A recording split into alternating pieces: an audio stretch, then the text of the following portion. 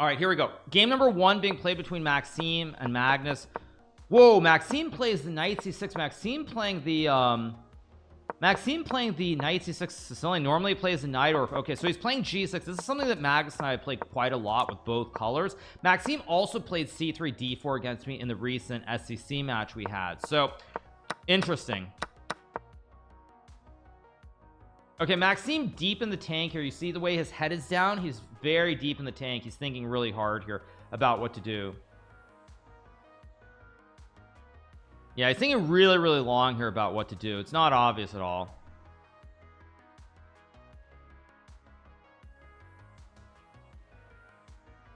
I wonder how GMs cover the board when doing such puzzles. Yeah, let's see what Maxime plays here. Queen b6 I think is the best move to hit the pawn and hit the knight, but he's deep in the tank here. He's thinking really hard here, so I assume he's out of preparation here. Just looking at the general vibe, I think he's out of preparation. That's my guess. I think he's definitely out of preparation here. He looks like he's out of preparation. Deep in the screen under his desk. Exactly that's what's going on. Yeah, totally that's what's going on.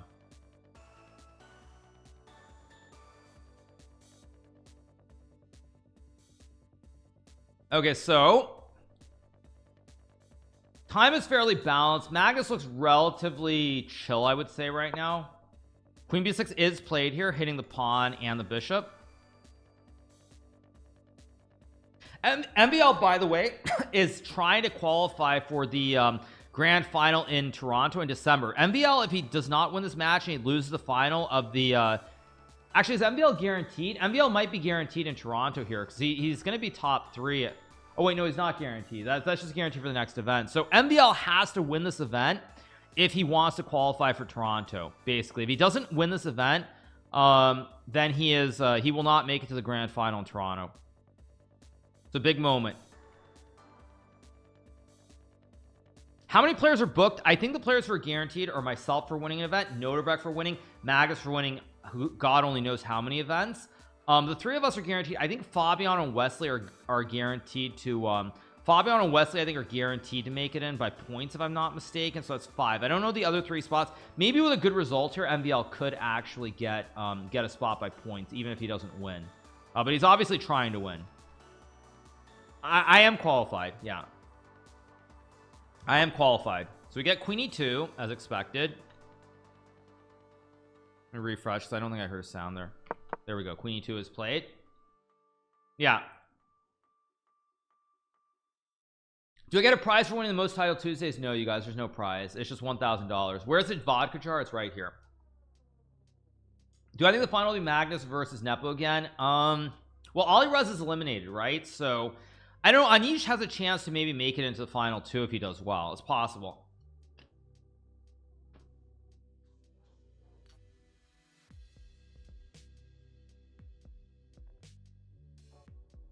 Do I enjoy doing these reviews or actually playing more? I like both.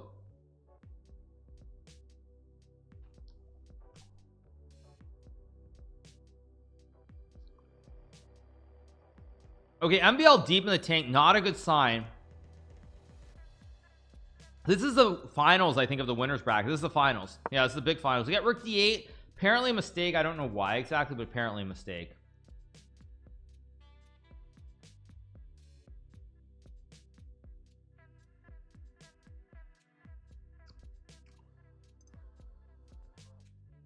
Yeah, Magnus did not win the event that he didn't compete in. That's one Noterbeck won. The only event Magnus didn't win was the one which I won, where I defeated Magnus. That's the only Chess Champions Tour event that he's played in that he didn't win. It was when I defeated him.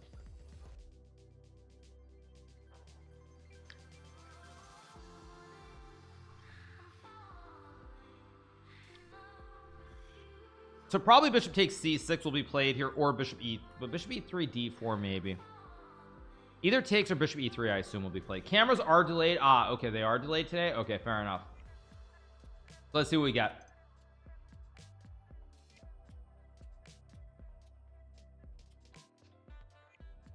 He looks annoyed. Yeah, his position is fine. I wasn't looking close at the cams. He looks okay. If you're asking how I feel, whether I'd rather be playing or casting, I mean, I like both. I think based on my recent results and just general lackadaisical performance, I kind of enjoy commentating a little bit more right now.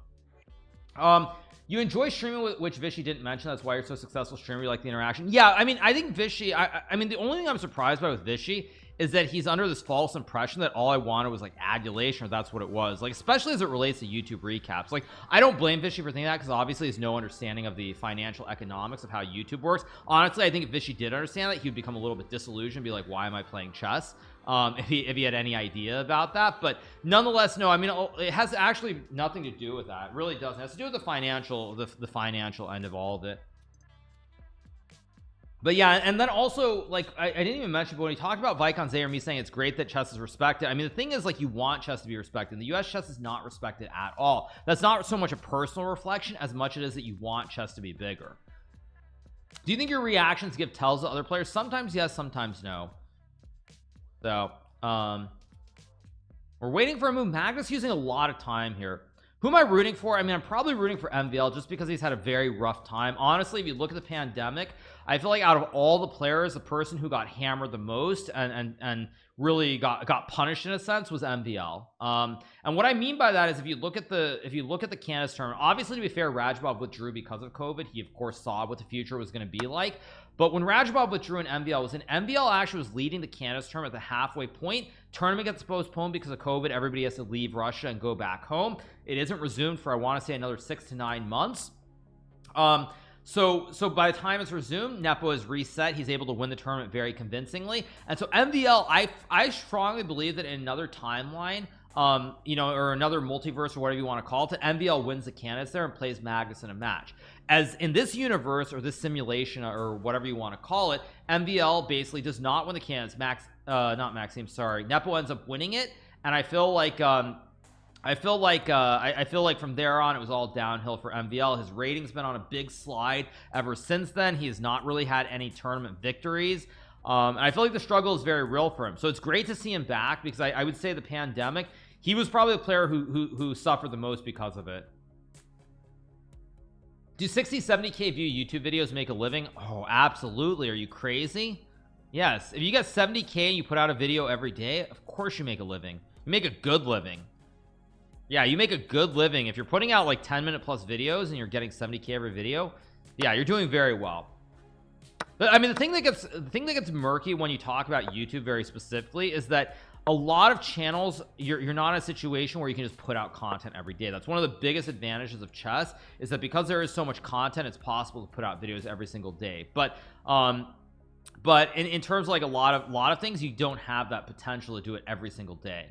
That's why chess is actually quite different. Yeah, you can go Bishop A6. Levy gets like 400 or 500k generally. I mean, it depends on the seasons, obviously. You know, one thing that also people don't realize about me is that I'm always putting out multiple videos every day. Levy puts out 1 video a day, so even though people sometimes see a video of mine with like 75, 80k or 100k, like I'm always putting out there's always a 2-to-1 ratio, so it's not as skewed as people assume it is. But nonetheless, like we're not here for like some stupid competition or whatever, but at the end of the day, it's great to be successful on YouTube. Social Blade numbers are not accurate, and actually I said this before, but you know, I'll give you a perfect example of Social Blade. Like 3 weeks ago, I'll give you a perfect example. 3 weeks ago, for Levy, it was saying he was making 2.9 million a year. Now that was already skewed too high, but basically in the last like 2 weeks or so since then, Levy's video views have gone down, but the short views have gone up. So like Social Blade basically takes your numbers and it does the following. It projects that all your views are on videos and none of it is on shorts. That's the first big problem if you try to use Social Blade numbers. So that's the first problem. Is it basically it takes all your views and acts as though they're all the same when they aren't. Shorts do not monetize the way that long form video content does. So that's the first problem if you're trying to trust those numbers purely. And then secondly, even if you assume those numbers are correct, it projects those numbers as though you'll have the same number of views for every single video for the next like year.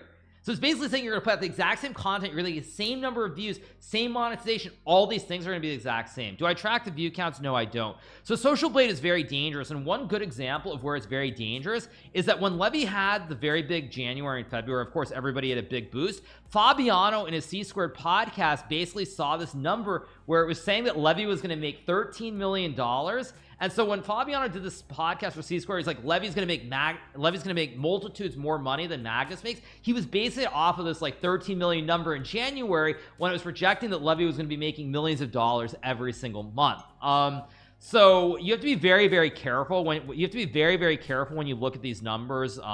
And they are off. They are off by a good to 20-25% at least, in general. So yeah. All right, so we have queen d2 c5 being played. Let's see what we get here from Magnus in this position. But yeah,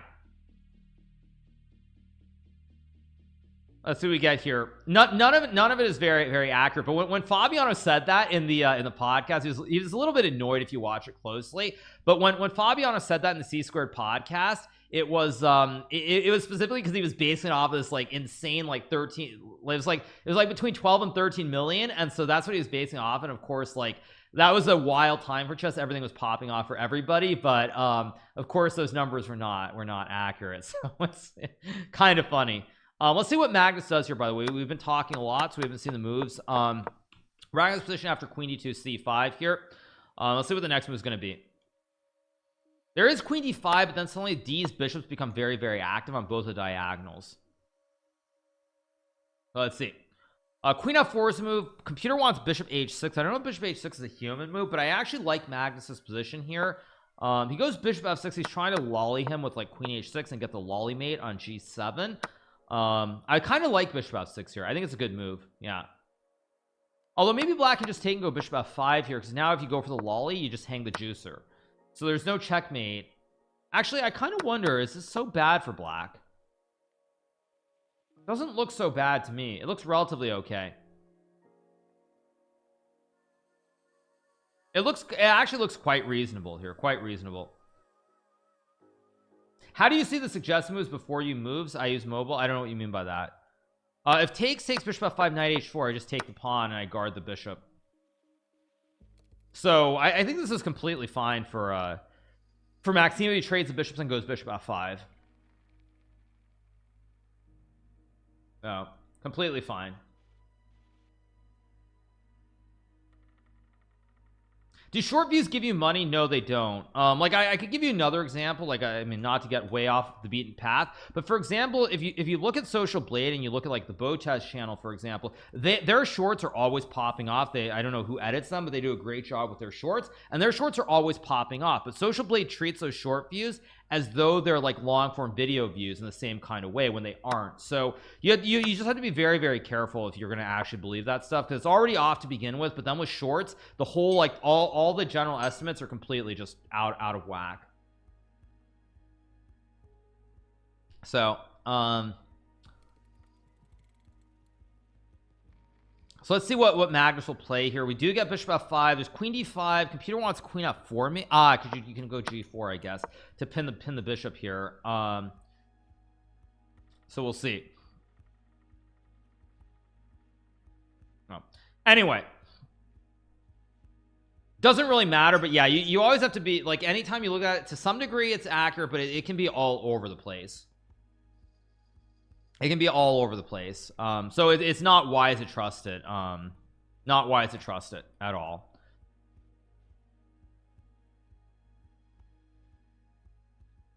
Let's see what we get here. There's like queen g5, queen d5, queen f4. One of these three moves I expect to be played. I don't know which one will be played, but one of them will be played.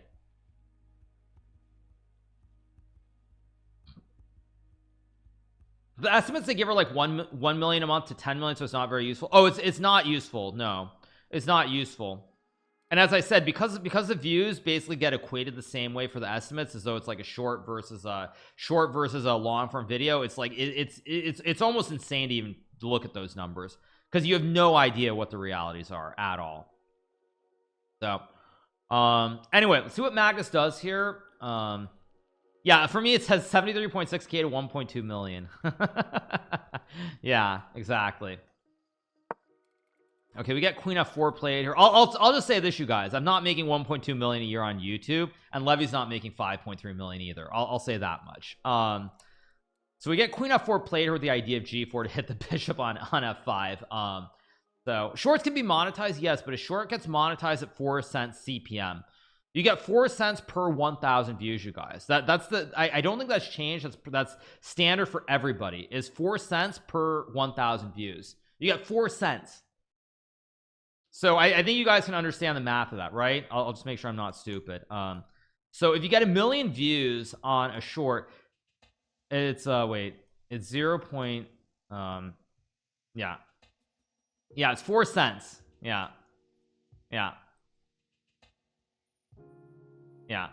exactly. That's I think that's $4,000, right? If I'm not mistaken, I think. Or is that 40 bucks? Oh, it's $40. Yeah, sorry, $40. Sorry, my bad. It's 40 bucks. I can't do math. Yeah, so basically you're gonna make $40 you're gonna make $40 for 1 million views, you guys. So if you have like your massive pop-off video with like 100 million, you suddenly think you're Mr. Beast, you create the greatest short of all time. You're still making for like 100 million views. For 100 million views, you're gonna make like I think $4,000 if I'm not mistaken. $4,000 for 100 million views, you guys. So yeah, you get the point of what I'm saying about shorts. But like if you go on Social Blade and you look at those numbers, they equate shorts the same way they equate the same way they equate they equate like a long form video, which of course is not the same. So it's all just complete mess. So okay, so we have queen f4 being played here. Let's see what Maxime does. He's not going to take some g4. The position is heating up here. It's getting heat. It's heating up here. Computer wants rook e4. I don't know if that's a human move, but Maxime is going to have to come up with some moves soon because g4 is a very serious threat, and he finds rook e4 because the danger here, if you play like queen 6, I go g4 to kick the bishop, and then there's like knight e5, and it's getting very, very scary suddenly. Very scary. That's why everybody uses AI to upload shorts. Okay. Cool. We have rook e4. We got the trade. Knight e5 or knight e2 look like the moves to me. Knight e1 is also a move. Oh, knight e1 because I guess takes. There's g4 takes and rook c1, and you win the piece still, but tricky. Very, very tricky here. Very tricky. See what Magnus does though. Very tricky position. Knight e1 is the only move to keep any advantage according to the computer. Yeah. No move yet from Magnus. We'll see what we get here. But yeah, at any rate, for anybody who's wondering about Social Blade though, don't take the, I mean, like, those numbers should not be trusted. Should not be trusted. And you really have no idea where it's at either, because like I think if I go there, I'm just gonna take a quick peek at it. Let me see. I'm gonna take a look at my second channel just very briefly. Let me see. Yeah.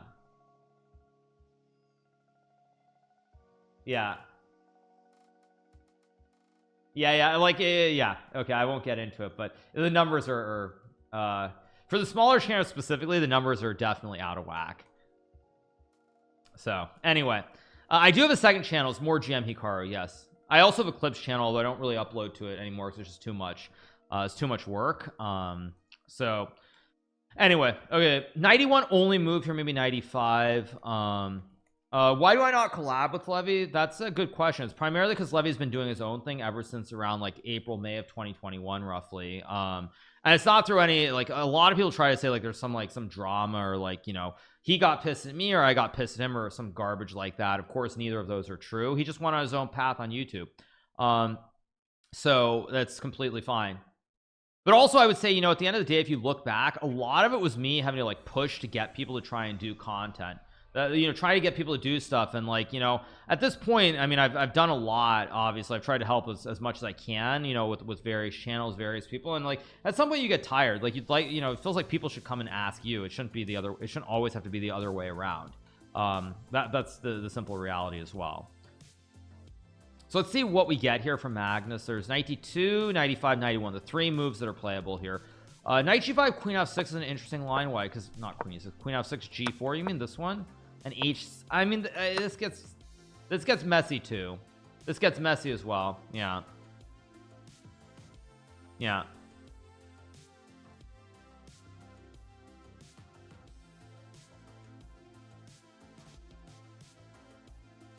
More moves here. Let's see what we get from Magnus. There's like 92.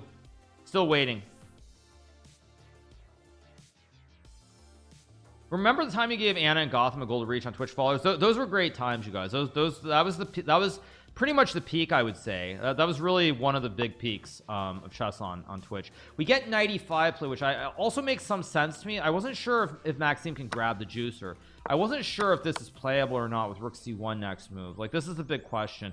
I think after Queen F6, if G4, is there Queen H4?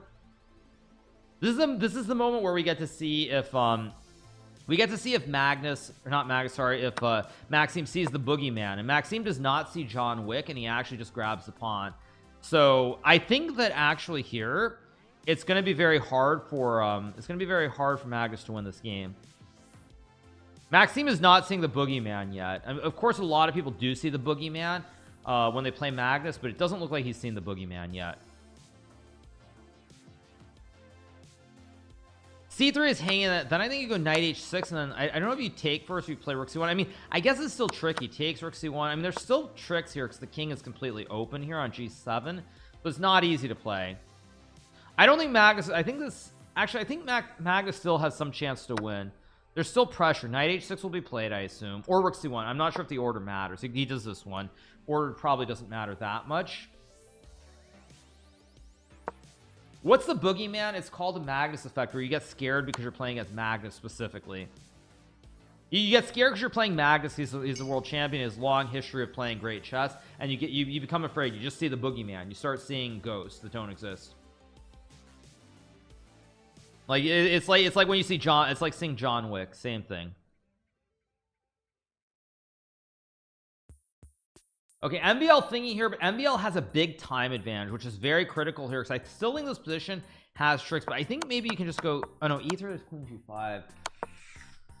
It's still tricky. I mean, C4 maybe. I mean, I feel like MVL, if he was lower on time, would lose this game, but I think because MVL is up 2 minutes on the clock, I think there's a good chance he's going to he's going to save this.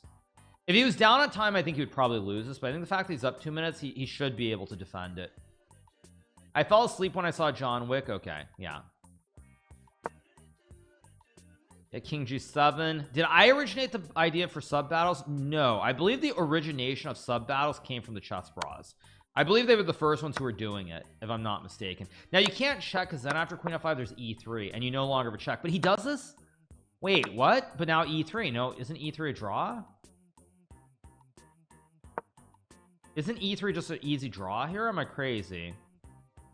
No, I mean, this should just be a draw. That's why I thought Magnus needed to take, because E3 there would be the check, but now there's no check in this position after E3. There's no check to hit the king because it's on H8. Yeah, I think it's going to be a draw. No, this should be a draw now, because after takes, rook B8, you've got rook B2. This should be a draw. Pretty easy draw actually for MVL. We ever see a Hikaru X Magnus collab? Very, very unlikely. Very unlikely. I mean, the only way that I think it would happen would be if it was on like the chess.com channel. Hikaru, I just want to say thank you for the transparency. It makes for fascinating viewing. I mean, I've always felt that transparency is good to some degree. You know, I think like it's very tricky, because like a lot of people try to pretend that like they're not making the money that they're making off of streaming or off of content creation. I don't think that's actually I don't think it's right. Let's put it that way. I don't think it's right when you have like when you have like people not realizing sort of the success. I think you should definitely be, I mean, I think streamers should be very proud of that success, and trying to pretend that you're not successful to me is just like, I don't like it. I don't like it. And of course, as you know, there's like no transparency, because all like the sponsorships, the streaming, all these things are not public. Okay, so we have E3 played here, waiting for a move.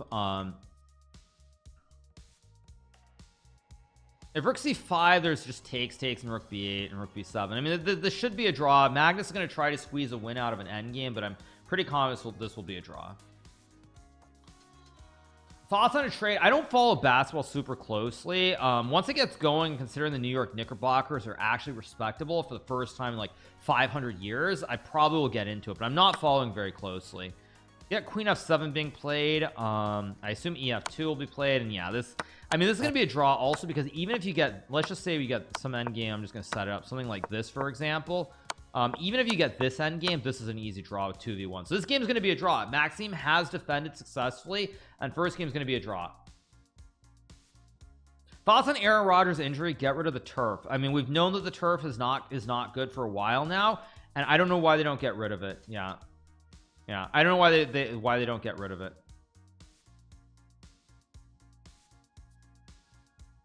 If you go e2, I think there's rook e1, and you can't guard the pawn. And if you go here, I go check, and then I take the pawn, and I win because now I have 3 connected that I push up the board. So you have to go e takes f2. Yeah, you've got to go e takes f2. I don't know why Maxime is thinking here. I don't know if he's trying to make e2 work or not. A sporting event you've been to, which was an unbelievable atmosphere. I'll give you a perfect example. I went to the game in 2009 between, I think it was 2009. I think it was 2009 or 2010. I went to the game between the Washington Huskies and USC. USC was the #1 seed, and the Huskies actually upset them like 17-16, and we all like ran on the field. We stormed the field. So that was easily the best. That's the best sports moment I've ever had. It was, yeah, the Huskies beat USC. I think it was 2009 or 2010. Yeah, it was 2009 or 2010. And basically, yeah, like everybody just ran on the field. It was hilarious. That's easily the top. That's the top sports experience of my life. Those of you guys who aren't American, you won't understand what I'm referring to. But basically, like in college football specifically, if there's like a big upset and you're playing at home and you beat like a #1 or a #2 seed in the country, all the fans just like they storm the field. You run on the field. It used to happen in the old days too. Like I think my stepfather, he said that he went to like a New York Yankees game in the late 70s where like I think the Yankees won and everybody ran, like people ran on the field. Nowadays, if you run on the field at a baseball game, you get your ass beat down. But back then, it happened. Like there was a good video I saw. Let me see if I can find it. I'll give you an example from baseball. This is a good one. Yeah, because let me. How do I open this video? Oh, this is on Facebook. How do I open it?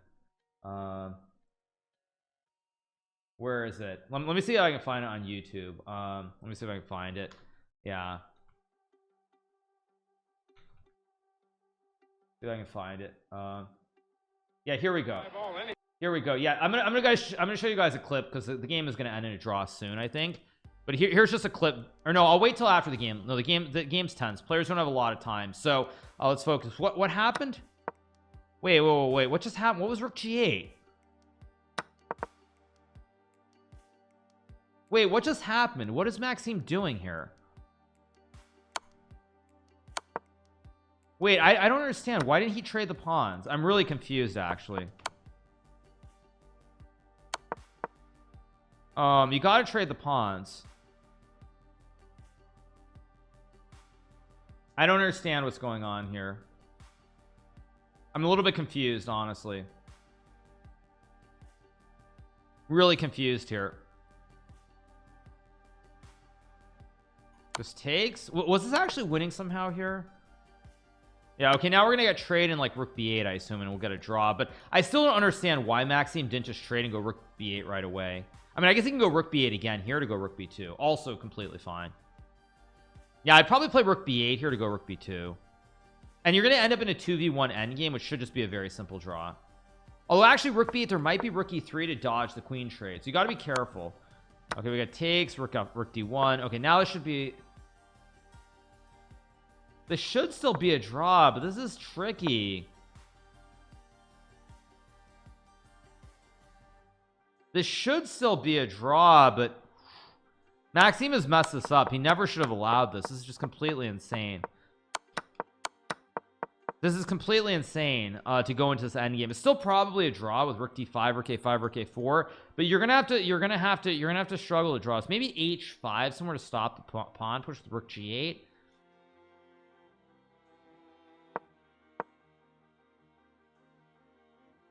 I mean, I guess it's still a draw because even if white gets the king to e4, just an example, you can go like here and you just wait, like because white can never get the king closer, and if you take, you lose the pawn. So I guess it still should be a draw. Yeah, rook a4, or no, actually rooks. I assume rook c2, rook d2, rook c4 is what you should play. Yeah, you got to check on c2 because otherwise you get rook a3 and king d3. Maxime, rook c2, rook c2.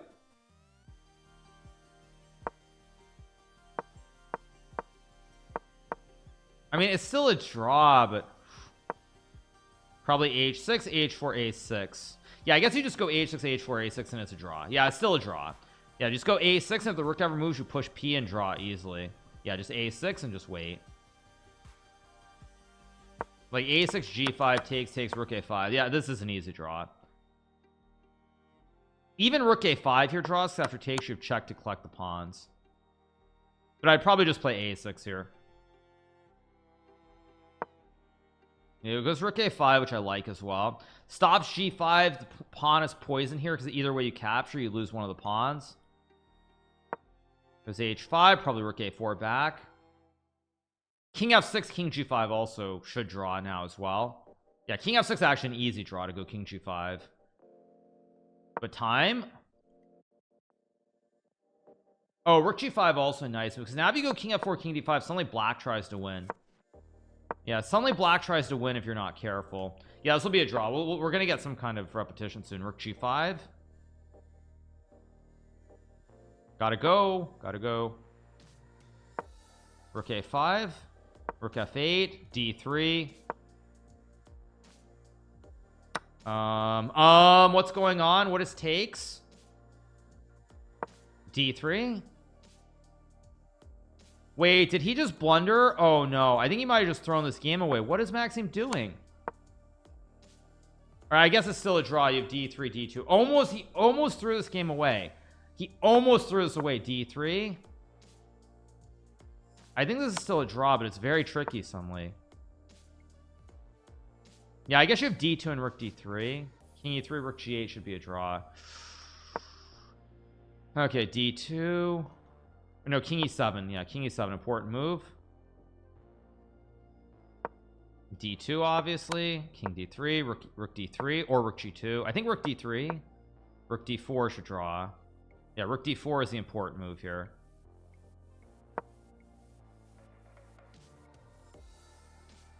King e4, rook d6. Yeah, this will be a draw, but wow. Magnus almost found a way to win this endgame. Almost. He almost won this. Now it's just a draw. You have rook d4 or rook d5, and white can't do anything. Wow. Check. Rook d5. King h7.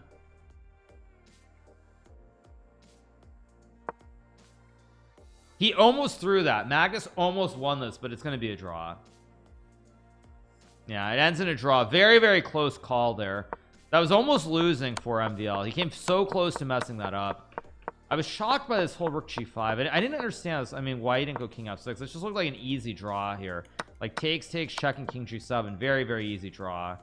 But anyway, game ends in a draw, so it's half-half. So I'm gonna go use the restroom in a second. Before I go use the restroom, just to show you guys that clip, because I wasn't gonna do it while the game was going on. What was I gonna do? I was gonna show you that quick clip. Let me pull this up just so people understood what I was referring to about running on the field. That's all they need. That's do it. That's gonna do it. Torres gets it. The Yankees win their 21st World. Now watch Reggie Jackson run off the field. See all the fans running on. See.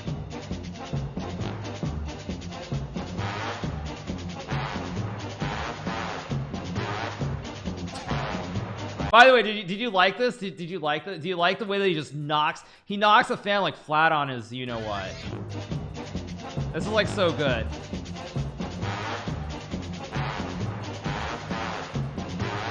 Yeah, you just love the way he just knocks that dude like flat, and he just shoves that guy down too. Like, yeah, it's a great clip, right?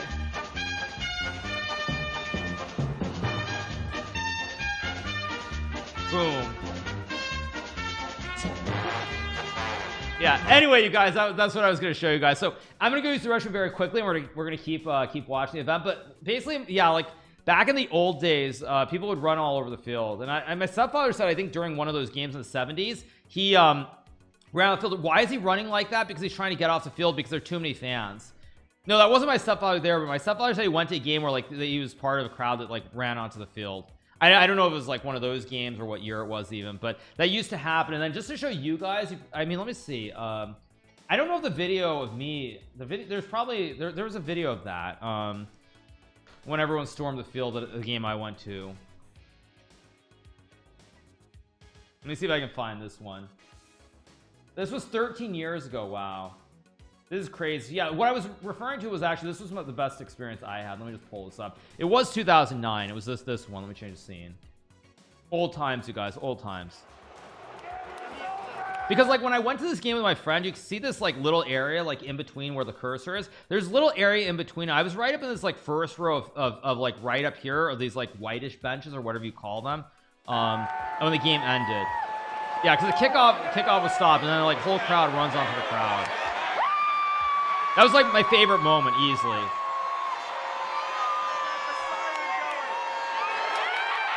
And then everyone storms. Yeah, everyone storms the field in a second.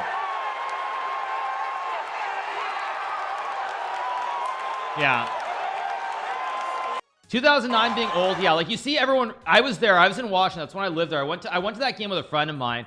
And yeah, I was on the field. I don't know where I was even, but I was in this huge mass of people that like ran down onto the field after that game. So that was easily the best experience I've had in my life. It was against USC, and this was, yeah, my God, this was 2009. I feel really old that was like 13 or 14 years ago, but yeah. So was it a draw? No, they won. I'm a legend. Yeah, I mean, I'm kind of curious if I can't figure out where I should be, because if I'm not, the problem is I don't know which side this is that I was on, because I could have been on this side where the cam is. I could have also been the other side, but I'm betting that I was on this close side, so I feel like I should be able to actually see where I am.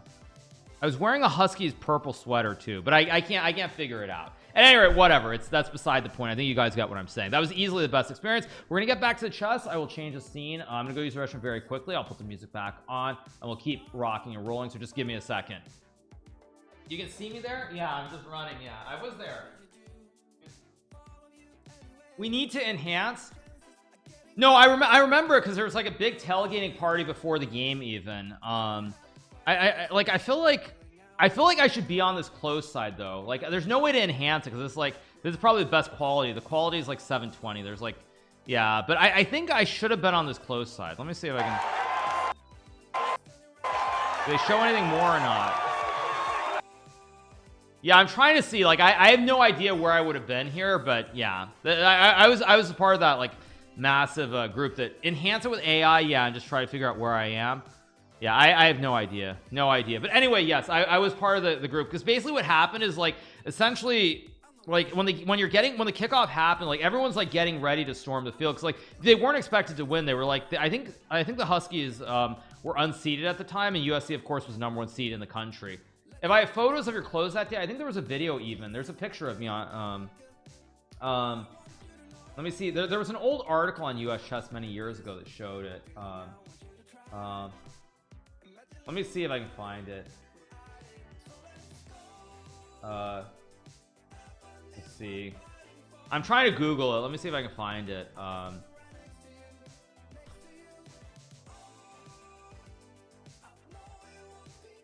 trying to find it, but I'm struggling to find it. Yeah. Let me see if, because there was an article many years ago, but with this article, let me see. No, it's too long ago. It's like it's you can see me at the bottom right. Yeah, I don't know. I was wearing a purple sweater, but yeah, I don't know where it was. It was too long ago. Yeah, it was too long ago. Yeah. Let me mute the sound. I don't need the sound. Yeah, I have no idea. I have no idea where I would be here, but it was pretty hilarious. What are they gonna do? Arrest 1,000 people? Bottom left is purple. I was wearing a hoodie though. I was wearing like dark blue jeans and a purple hoodie. I remember that. Do you think this is me? Do you think this is me here? This could be me. This could be me down here, but I'm not sure. How inebriated was I? Yeah, exactly. This could be me down here. Actually, you know what, as I look at this, I think this is me. I'm not joking. You know why I think this is me? Because I think it's very blurry, but this guy who I was with there had these dreadlocks, these long dreadlocks, and I think this is my friend Elston here. I could be wrong though. I think this is me, and I think this is my friend right here. I actually think that is me down here, but I could be wrong. Of course I have no idea, but I think this is actually me here. I think this is me, and I think this is my friend right in front of me. Played in 0.25 speed. Yeah. Why do my hands look gigantic? I don't know, but I think that is me. Let me see if I put it in 0.25 and I go back. Let's see.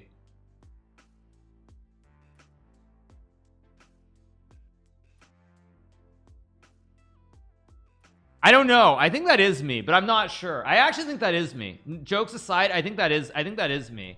I think that is me. But anyway, I don't know why I'm talking about this, but it was pretty wild. Yeah, I think that is me. You think bottom right is me? Where? Bottom right? Oh yeah, very fun. Very funny. Very funny, you guys. But I think that is me. Actually, I think that is me, because those sneakers look very. Would that have been me?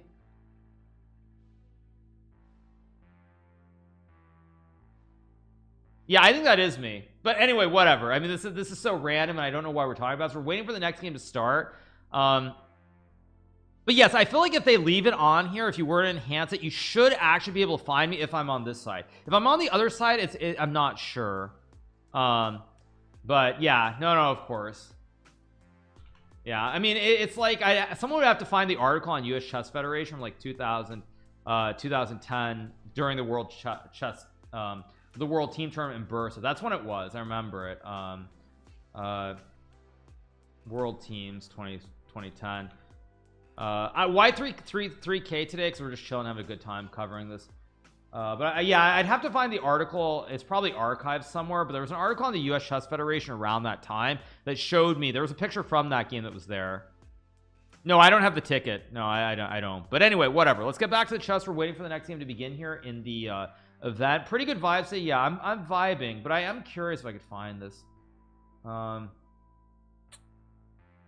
mean, I'm trying to find it. Yeah,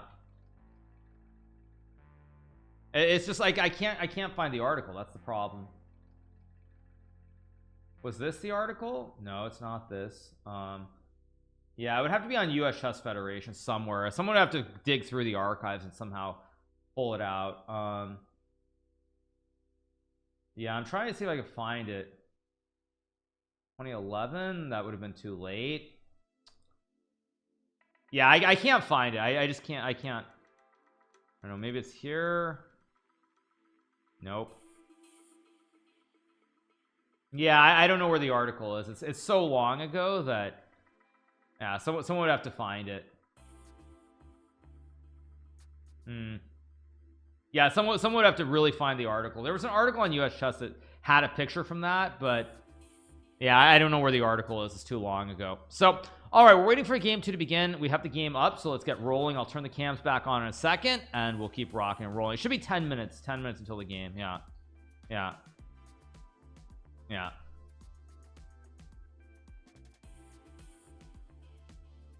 Where was it?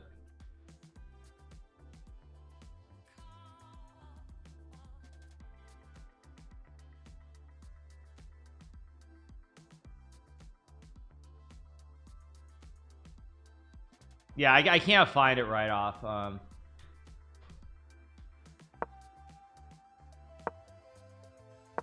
Yeah. All right, game has started. Let me put the cams back on, and here we go. Game number 2 starting. Let's get rolling. We have, of course, this Najdorf here. E4 C5, Knight 3 D6. Magnus, or not Najdorf, sorry. Magnus could still play a classical, but I expect a Najdorf. A6.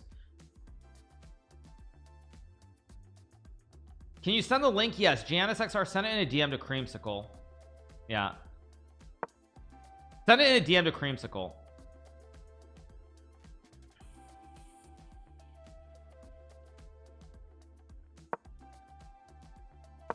All right, we got E5, Knight B3 played here. I'm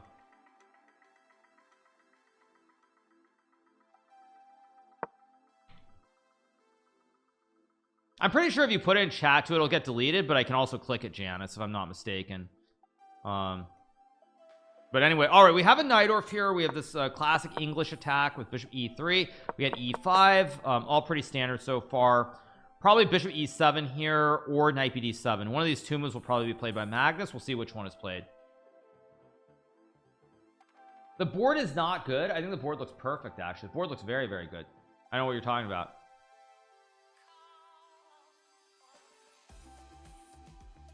No, I think the board looks very good.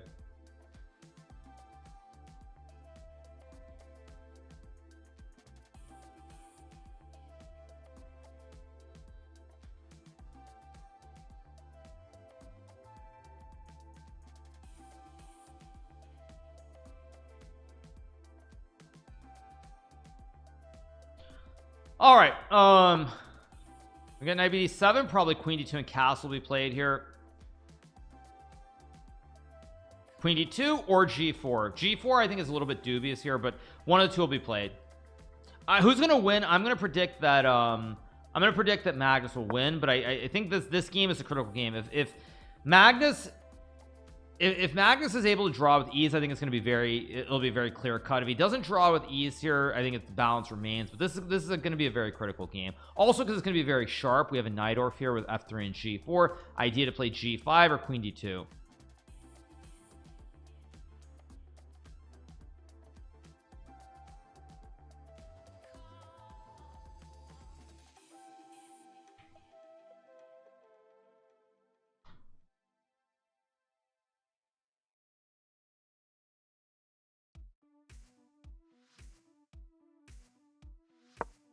All right, knight b6 played here. We get g5, probably knight h5 or knight d7. I think knight h5 is supposed to be correct, although I think knight d7 is also maybe playable here. It's been a while since I played these systems, but knight h5 or knight d7 are both playable.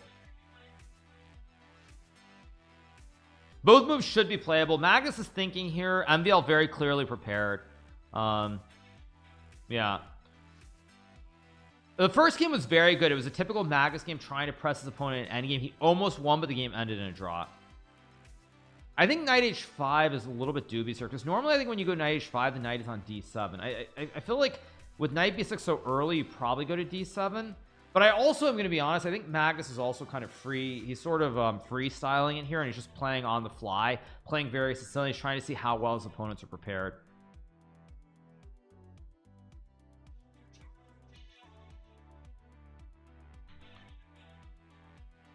So probably we'll get knight d7. Knight d7 and queen d2 is what I expect to be played here.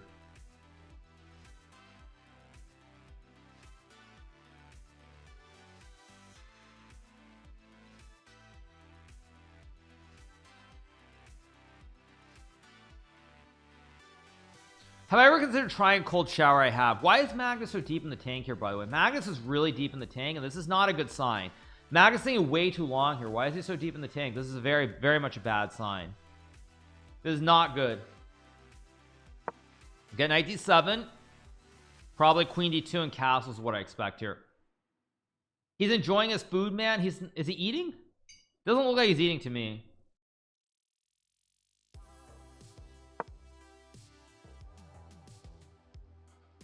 Takes and just castle. Oh, is this it? Oh, is the article here? Okay, we'll get back to the game in a second. Yeah, here we go. Yeah, here, but it only shows me with the hoodie on. This is only with the hoodie. It doesn't show me. This is at the game. Yeah, see, I told you guys, I don't forget things. This is me. I don't know why this guy looks like Freddy Krueger here, by the way. I just noticed this with a mask. But you see me here, and you see my good friend Elston. Like, this is the point. So, like, when I was talking about the long hair, that's what I was saying. The guy I was with has a long hair. I don't know why Freddy Krueger is in this picture, but anyway, whatever. But there's no picture from being on the field. But yeah, you see, I'm wearing this purple hoodie here. So I don't know. Or no, it's not. Is it Freddy Krueger or Jason? Whatever, same difference. But anyway, back to the game. Let's keep going. You get my point about what I was saying. So that was from the game, actually, when I went to the game. Okay. We got knight d7 here. Probably castles long. Or no, we got queen e2 h6. Sorry, it's white's move here. So if you take on h6, there might be like queen h4 and then queen h6 or something like this. Literally everybody's wearing purple. Yeah, I know, that's the problem. That's why it's not easy to figure it out. But what I can't remember is, what I'm trying to remember in my mind about that day is the shoes I was wearing. I have a feeling I was wearing shoes with white, with like the bottom or the sole was white, and I think they were black on top, which is why I think that very easily could be me in that video. That's why I think that could be me. That's why I think that is me in the bottom left. But anyway, let's see. Waiting for a move here from MVL. Maybe Castle's here. I think Castle's the best. But the two people who drink coffee the most when we play in competitions are myself and Wesley. So we drink more coffee than anybody else. I don't think it's actually very close. Wesley is always going for his coffee all the time. Wesley loves his coffee. Like every time that I play in St. Louis, like before the games, I always see Wesley getting his coffee. Always. Okay, MVL thinking for a while here. Water is the best drink ever. I know. Tell me about it. But anyway, a big shout out to 4,000 you guys who are watching on this very fine Tuesday wait, is today Tuesday? What is today? Tuesday, Wednesday, Thursday. I don't know what it is. Yeah. What today's Wednesday? Today's Wednesday. Okay. Yeah. So again, you guys could try, like, you want that link. I'll take the link and I'll put it back in chat. You guys can try to figure out where I am in this video. Maybe someone can figure it out. If I'm on the close side, you should be able to figure out where I am. If I'm on the far side in that video, you probably can't figure it out. But I'll let the internet sleuths try to find that or other videos and see if they can spot me, because the internet loves doing that. Like, the internet loves doing that. Now Magnus is going to be down a juicer here in this position, but after queen takes king e7, pawn structure a little bit compromised with rook h4, rook f4. You go for the double stack. So white is better, but how much better is white? Brother, it's like 144p. You know what? Yeah, I think, what is a good reward if someone can find a video of me in there? I mean, I don't know how many videos even exist because it's 2009, but I think if somebody can find me in one of those videos, like if there are some good internet sleuths out there, I think I'll give them $500. I think that's a good one. Seriously, because I don't think it's going to be easy. The quality of these videos is bad, so somebody can actually find videos from that day, from like the storming of the field, and find me somehow. I'll give them $500. Okay, yeah, because that feels like a fun. That feels, you can find it. It's like it was 2009. It was 2009 when the Washington Huskies beat the USC Trojans. I believe it was November. I think it was November 2009 was when it was. Yeah. Oh, Fridge, I'm on it. Yeah, that feels like something that I feel like someone should be able to find it. I should do 100. No, but I mean 500 means that someone's gonna like spend hours trying to find a clip and really look at it. Yeah, I'll do it. Why not? I'm on it. Anything for 500. They'll easily Photoshop it though. I'm not convinced. How to send it if I find it? Well, I mean, I have mods. You can send it even on Twitter. You could probably post something or whatever. I mean, you guys think that's me on the far left? I mean, I feel like it could be, but I'm also very unsure that I'm very unsure. Okay, MVL thinking here. We'll see if he decides to take the pawn on d6 here. No, I mean, I'm being serious. Yeah, I'm being serious. First person to actually find, like, because let me go back and Google this. Huskies Trojans 2009. Let me see how many clips even exist. Stormfield. I mean, I don't even know how many clips exist. Is it like there's this clip, yeah, it was 16-13. I remember the score was very low in that game. This looks like a better video, but no, but the quality is horrible. This video, like, you can't, the quality is so bad here that there's no way. Yeah, there's no way to figure it out from this video. I mean, maybe this video, but the quality is so bad. I mean, the quality is so garbage on all these videos. It's so bad. So let's get back to the chess. MVL believes Magnus and plays knight a5, does not grab the pawn. So both pawns under attack here on b7 and d6. How long did I stay on the field? It wasn't super long, but what I remember is I did make it very close to the center where all the Husky players were. I was very close to the center where all the Husky players were.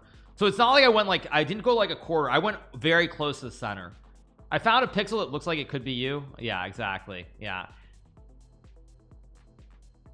I mean, probably no one can get it clear enough to where you know, but I mean, there's probably, I would think that someone should be able to figure it out.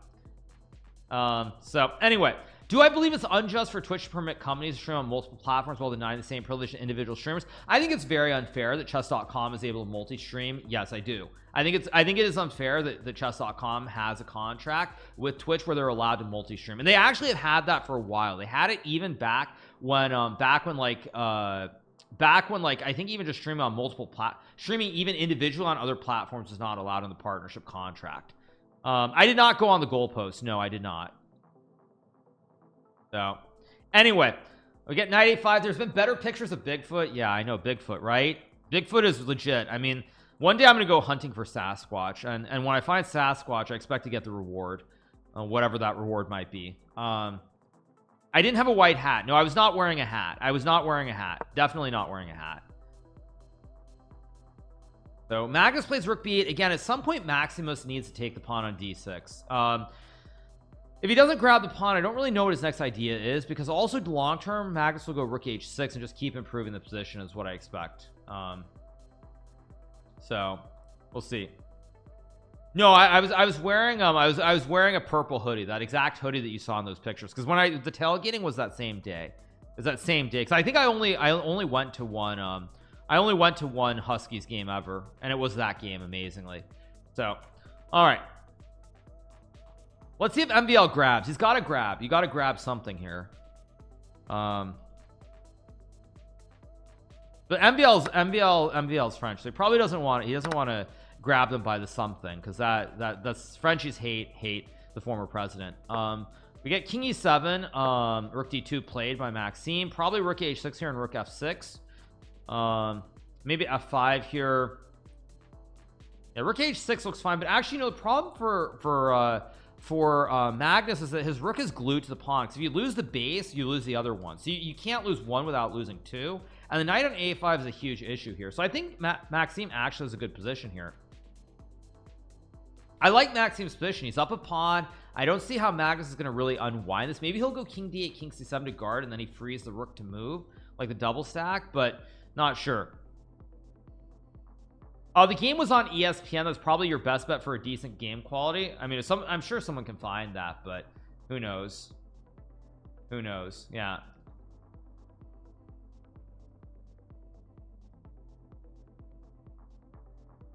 No. All right. Let's keep going.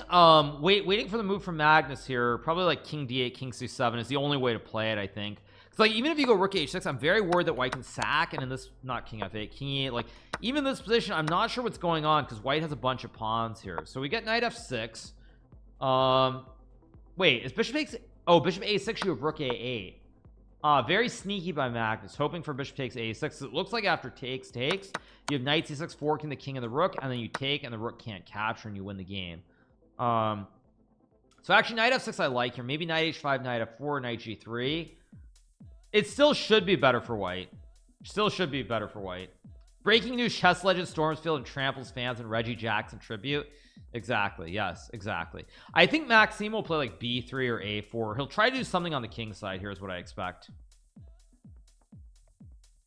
But yeah.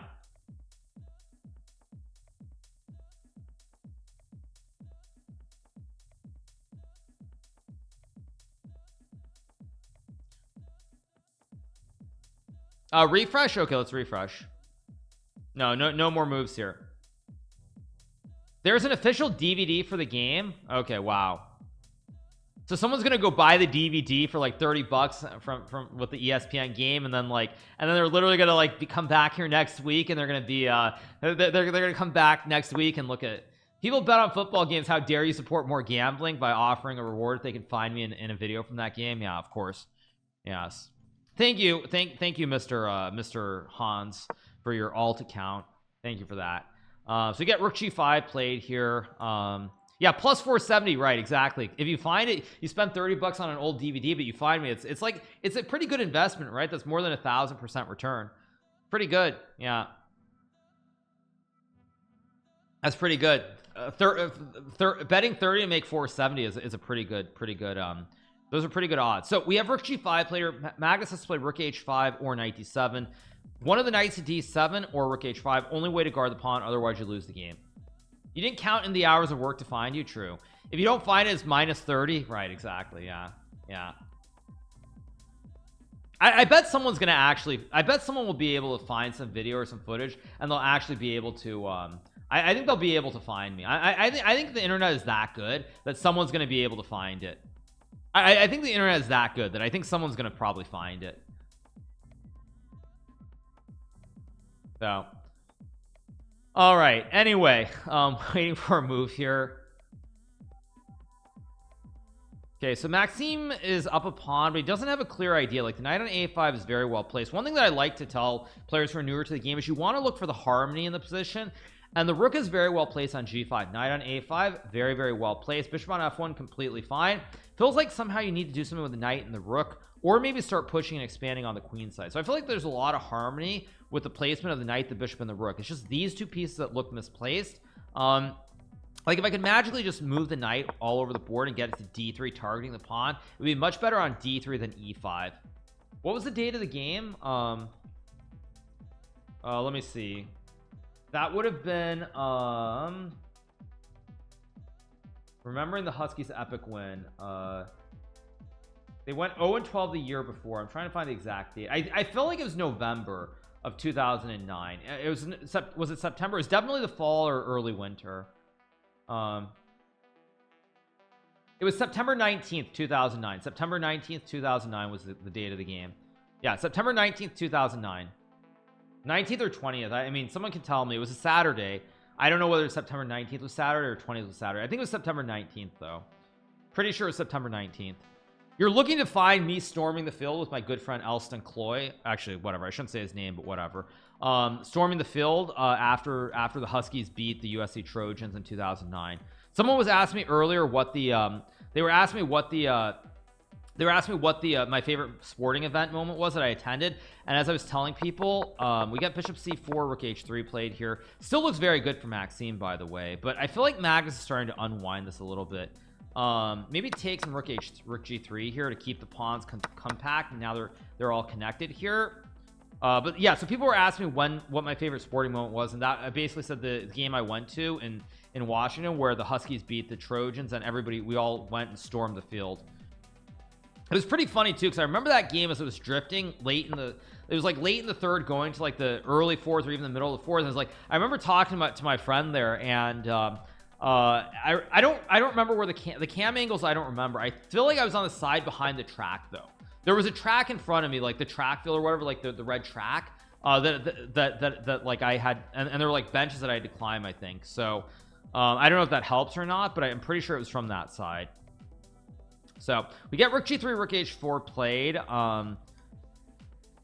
Maybe trade and b3 or something like that. But yeah, as I was saying, like, so like at the end of the third or into the fourth, like as we were getting towards like the middle of the fourth, we suddenly realized that there was a chance that the both sides have a track. Okay, so that doesn't help. But I remember as we were in like the middle of the fourth, like I was talking to my friend and we're like, well, if they hang on and win, are we actually like, are we going to go run on the field? Like, because you don't really think about it for most of the game, but as you're getting into like the middle of the fourth, and you start to realize like there's a real chance. It became this question, like, you know, if they hang on and win, are we going to like storm the field? Like, and you start thinking about it, it's like, yeah, why not? Like, life is so short.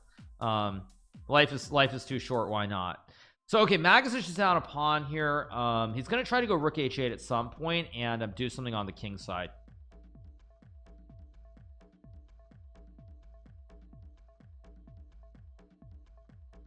The band feature at halftime, I'd have to see if there were. I'd have to see.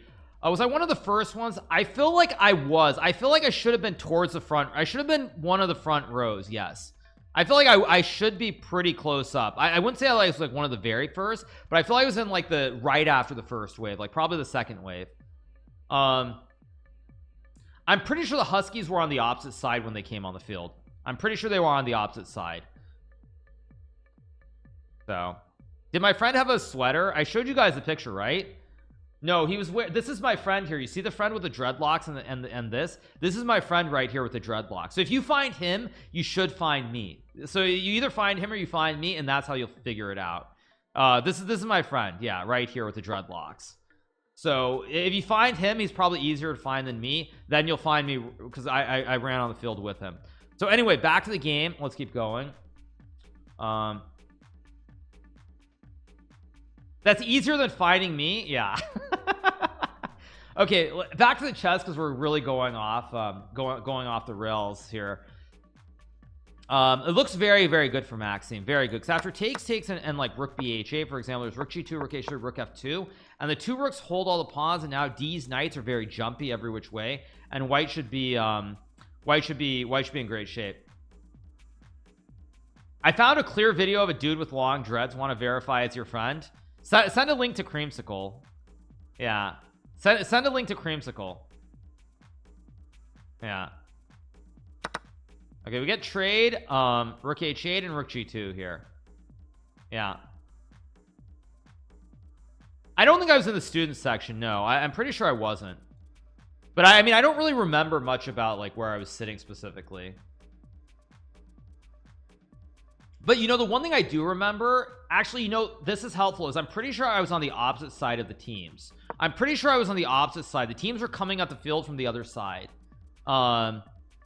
Let's go Rook G2. This is the final of the winners bracket for anybody who's wondering, between Maxime and Magnus. If Magnus wins, he's guaranteed to finish in the top 2. The winner of this match will play in the final, where they have to be defeated twice in order to not win the event.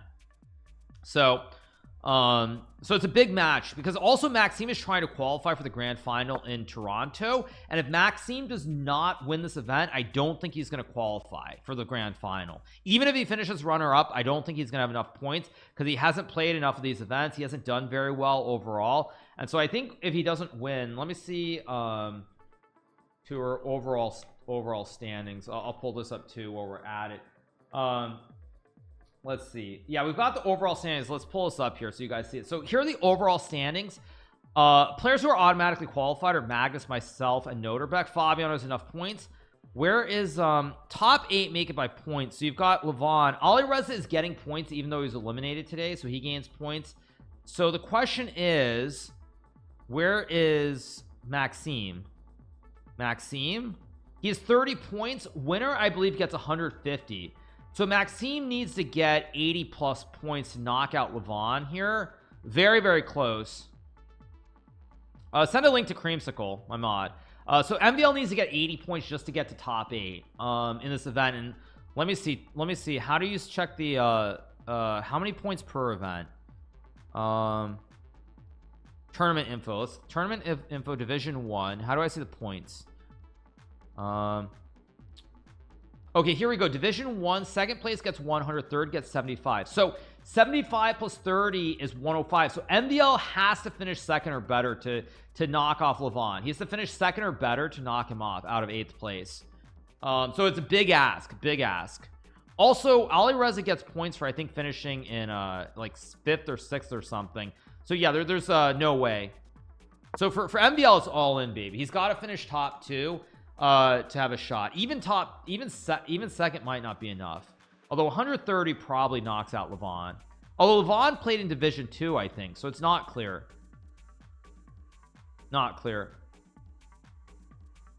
I like Levon, so let's go Magnus.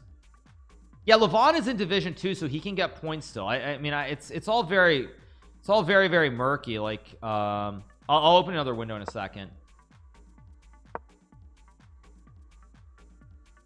So we get 93 knight b6 here. Knights are pretty stable. Maxime's up a point. His big problem here is a knight on c3. If you could somehow put this knight like on d3, these knights would be very, very well placed. But right now the knight on c3, it's hard to find a way. Yeah.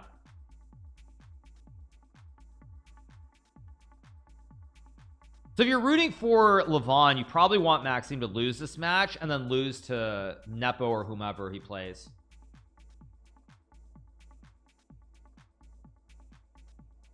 Like, we look at the overall standings. Let me just pull it up. Let's see standings overall. Nepo should be somewhere up here. Oh, Nepo's only got 56. So basically Nepo or Levon. I think it's Nepo or Maxime. One of those two probably is going to knock Levon out of 8th place is my guess. I don't think both can make it in. I think one of the two makes it in. Magnus on 525, so you get 150 for winning, and he's won 3 of the events. So that's 450 right there, and he has a 3rd place finish when he lost to me. That's how he's 525. I have 270, but I've only played, I think I've only played 4 events out of the 6, so I've played very few events. Fabiano's played every event. I think Noterbeck has also played all 6 events as well. So anyway, back to the game. Wait, what? Whoa, a4. I guess we're gonna get knight d5. I'm not sure this is winning. I don't like a4 from Maxime at all here. Someone actually found you in the 2009 game evidence. Let's see it. I mean, I told you guys, send it to my mods. Yeah, send it to my mods. Yeah, you have Creamsicle is who you should send it to. Yeah. Most of them are unclear. This one's solid though. Okay. Okay, this one's solid though. Okay. Okay, let's see. This one's solid. Okay, actually, let's wait till the end of the game. Okay. Okay. I think someone found me, right? Okay, I'll show it on the video. I'll show it in a second. I think someone found me. Wow, that's crazy. I think someone did find me. Let's one second. I think someone found it, but I don't care. It's all it's scary that someone found it that fast. Yeah, it's pretty scary. Of course it's the internet. Okay, well, we'll get to it after this game. Okay, Dr. Devo. Okay, let's see. Down 500. It's all in good fun. I was wearing a hoodie, not a t-shirt. I was wearing a hoodie very clearly, like you see it in the US in that article from US Chess. I was wearing a hoodie. I'll watch it after the game ends. We get King A2. I guess Rook C. Nah, it's gonna be a draw. I don't think MVL is gonna be able to win. Yeah. No, I said I'd give 500. So I think Dr. Devo. I'll have my mod figure out how to like send him 500 on PayPal or whatever. But yeah, we'll get to that in a second. Unless you took it off and all the hype. No, I didn't. Yeah.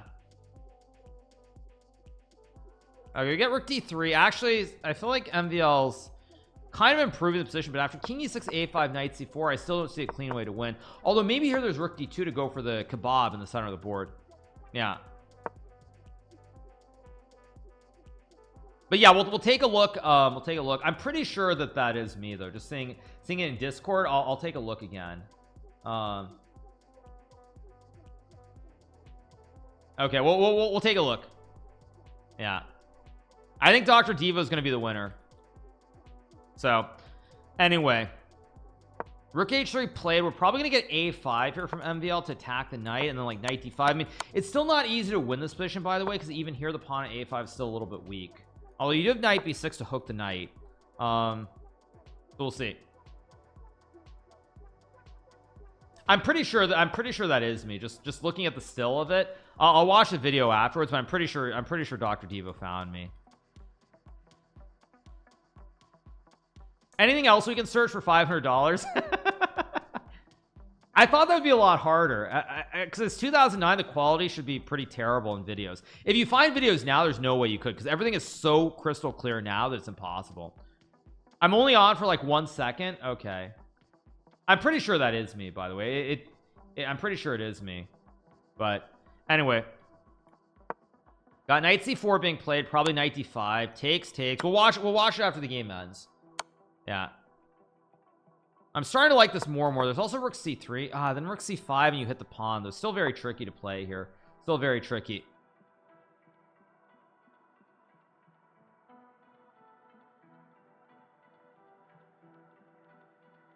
You think that's what he used to find me? Okay. Hey, it's all fun. Charity is good. Charity is good. But yeah, I'm almost certain that's me, but we'll watch a video. We'll watch a video soon. I'm gonna want to see the angle too, like just to see, because like the one thing I do remember is where I was sitting. Like I remember what it generally looked like. Rook B3, I think is a mistake of Rook C5, and now Magnus is back in business. I guess MVL wants to go for Rook D7, but there's Rook F3. MVL blundered. Did you notice MVL's facial reaction? He suddenly realizes he made a mistake. Magnus is back in business. And MVL is shaking his head. He is very upset. You see the look. MVL is not happy, and now Magnus has turned the tables. Can Magnus win is the big question. I mean, this looks highly unpleasant after Knight D6, because now your pawns are weak and it's even material, and there's Knight B5, and there's Rook A1, Rook F1, and Maxime is down on the clock here. This looks dangerous. Does computer want this actually? I don't know why. The bar kind of changed. Yeah. Okay, we get Rook H8. Is this the best? I guess Magnus wants to play Rook B8. Wait, is there Rook B8 suddenly? Oh no. What is going on here? Is there Rook B8? Uh-oh. Rook B8? There's Rook B3 maybe. takes king b1, but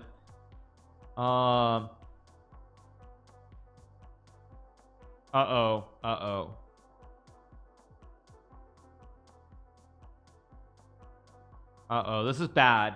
This is bad. Very dangerous.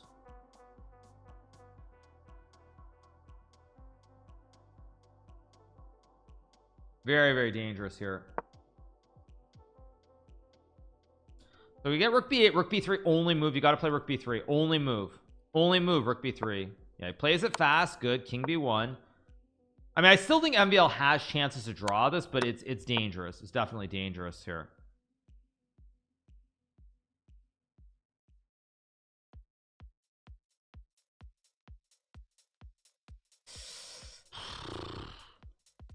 I'm not loving it. I'm gonna be honest. I think it's gonna be very hard for Maxime, also because Maxime here, I'm sure, is very he's probably shaken here too. Like, again, MVL was sure that he was gonna draw, and now it's like, now it's all going the wrong direction. Yeah, knight e4, and this is just gonna collapse.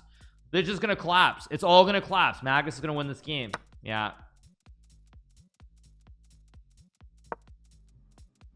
Rook f3 of course. Oh, rook f3, maybe there's still chances to save, maybe.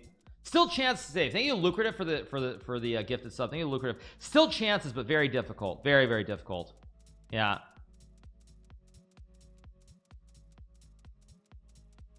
Yeah. Where does the expression kebab come from? It comes from XQC.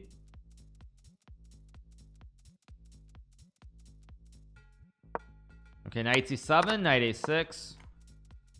Maybe rook c2 here, possibly, to go b5. I mean, there's also knight d6, knight c4. I mean, this is so dangerous here, and you have a free f pawn to roll down the board naturally in this endgame as well, which makes it very hard to play. Thank you to Pain DJ for the gifted sub. I mean, you can maybe go knight c5.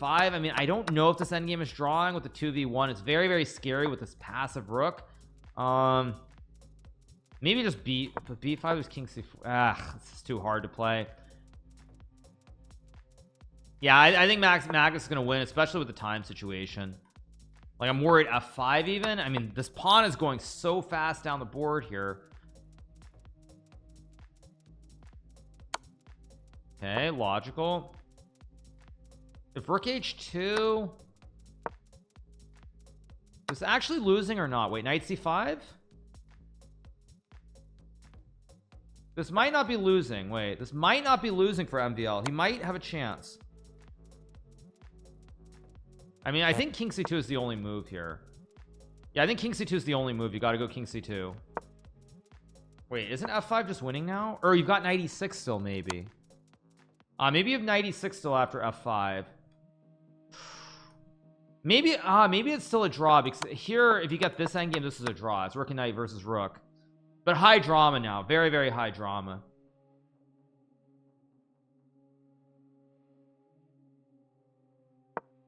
Yeah, knight e6, rook g6.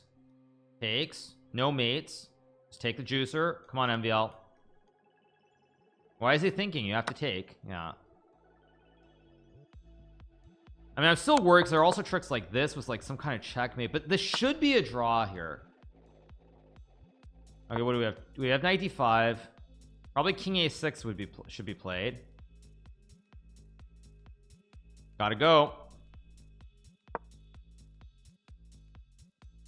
I think king a6 is the only move, by the way. Otherwise you get mated. Just show us the video while this game is finishing. It's very, very exciting. There's check, and king c8 I think is the only move, and you're gonna have to go rook g1. I think this is still a draw, but there are a lot of tricks here for Magnus. A lot of tricks. A lot of tricks. It's like knight c7. Yeah, no, you guys, I'm gonna cover the video, don't worry, but not the second. Because this is we are here to cover chess at the end of the day. So knight c6. No, now you're gonna get mated because there's no stalemate. Now you're gonna get mated. Knight c6 is probably knight d3. Okay, maybe rook b1 here. Ooh, he goes for the end game. Is this actually winning? Is this actually winning, or is this a draw? King b6. I'm not sure if this is winning. This might be a draw still. King b5. He goes king c7, so he's trying to bring the king closer. Knight f7. Oh, you can take and go here. Knight g4. Knight g4 is a draw. Takes and knight h6. He sees it. Wow, Maxime. Look at Maxime. Wow, that is an amazing save. Amazing save from Maxime. All right, well, that's a draw. I'm gonna go use the restroom very quickly, and then we're gonna move on to what everybody wants to see, which is the video. So give me 1 second. Amazing. All right, let's move on. Here we go. Showtime. Okay, let's watch the video. Is Dr. Diva going to win $500 right now? Here's the video. And pause the video. Let me change the scene, of course. I'll leave it. We don't need sound on this video, right? No, we don't need sound. Let me see what the frame is at. Let me just double check. The frame is at 223. Okay, so frame's at 223. So just watch it. Okay, first things first, let me see. The quality, of course, is terrible, but whatever. No, this was in yeah, this was in 2009, so it's not gonna be great. Let me just see, what is this side? This is from the other side. We're trying to find me in this video. We're trying to find me, you guys. That's what we're doing.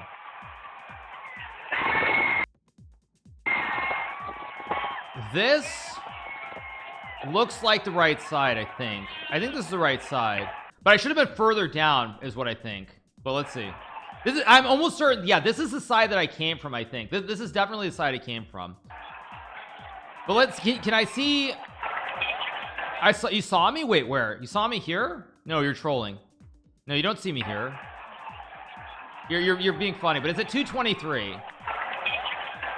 See, because this should be from the other side. I should have come from, I think I should be on this side, but we'll see what happens once they get down on the field. If the angle is correctly, it should be they come here and I should be coming from this side if I'm correct. We saw you. Okay, let's see.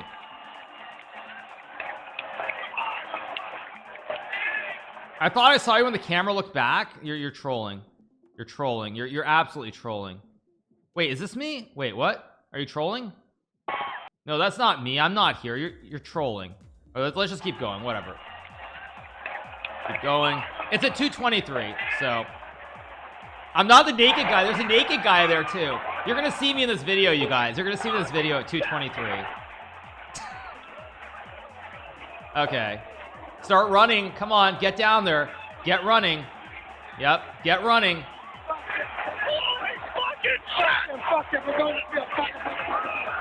It's at 223. Let's see, is Dr. Diva going to win $500 here? I think he is.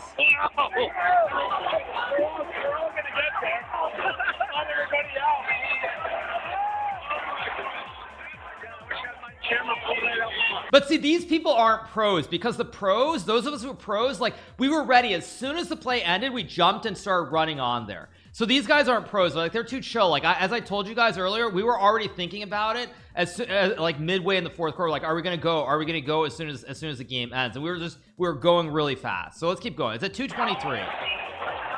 You should see me here.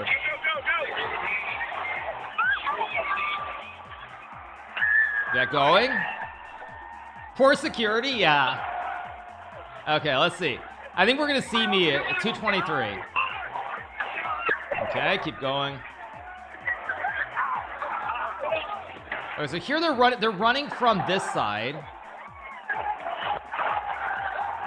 They're running from this side, okay.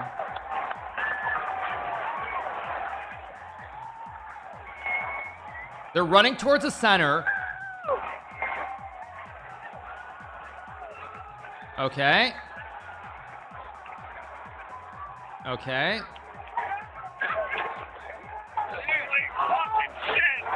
Let's see. Video quality is trash, I know, but you're gonna see me, I think, in a second.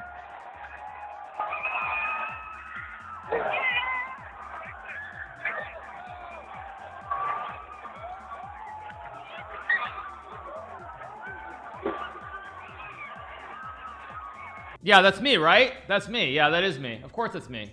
Evidently my memory is failing me a little bit, but that's me. Yeah, that has to be me, right? That has to be me. If that's not me, like, if this isn't me, this isn't me. You're saying this is not me. Is this me or not? I don't know. Is this me or not? I'm actually not sure.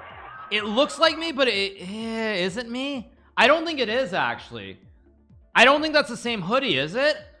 Like, you see me, like, I'm wearing a... I don't think that's me. I don't think that's me. That's not me, is it? Too many Asians. Too many Asians. Because this is my hoodie. You see me here? This is my hoodie. I don't think it's me. Oh, and I have beads on, too, right? I've got...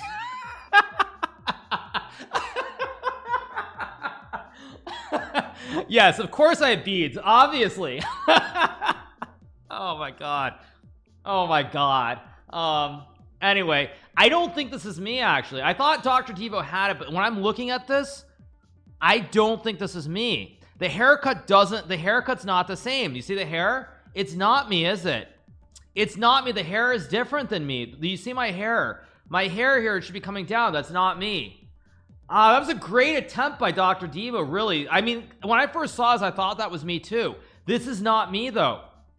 This is not me. Because there's also a jacket. Yeah, that's not me. Yeah, the hair is different. That's not me. Dang. I can go back to the beginning now. Yeah, Dr. Devo does not win $500, but he gets an A+ for effort. You said you guys saw me at the beginning? No, because you know where I think I am? I don't think this is the side behind the players. I was on the other side of the field, I think. I think I was on the other side of the field, but you guys are saying you saw me here at the start. Let's see.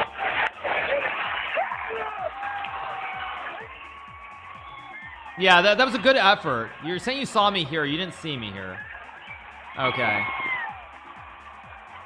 Sorry, you guys. We're taking a station break. Where do you see me? This is not me either. What do you mean? Where do you see me? I'm not here. That's not me. Come on. Are you serious? This is not me, you guys. Come on. Come on, you guys. I mean, I'll slow it down to 0.25. You're right. I should slow it down. But okay. You're saying this is me? That's not me. Nah, huge troll. Yeah, huge troll. But that was a good guess. Wait for the turn. Where do you think you see me? Bottom right. I know, thank you. No, because I'll tell you, I remember that I was pretty low. I was one of the first people running onto the field. I was maybe not the very first, but I was running onto the field pretty quickly. That was a good effort, though. That was a good effort. Gotta find the guy with the beads. Exactly, yeah. Gotta find the guy with the beads. Yeah, I mean, so the prize is still in play then. The prize is still in play. Yeah, prize is still in play. So it's $500. Keep going.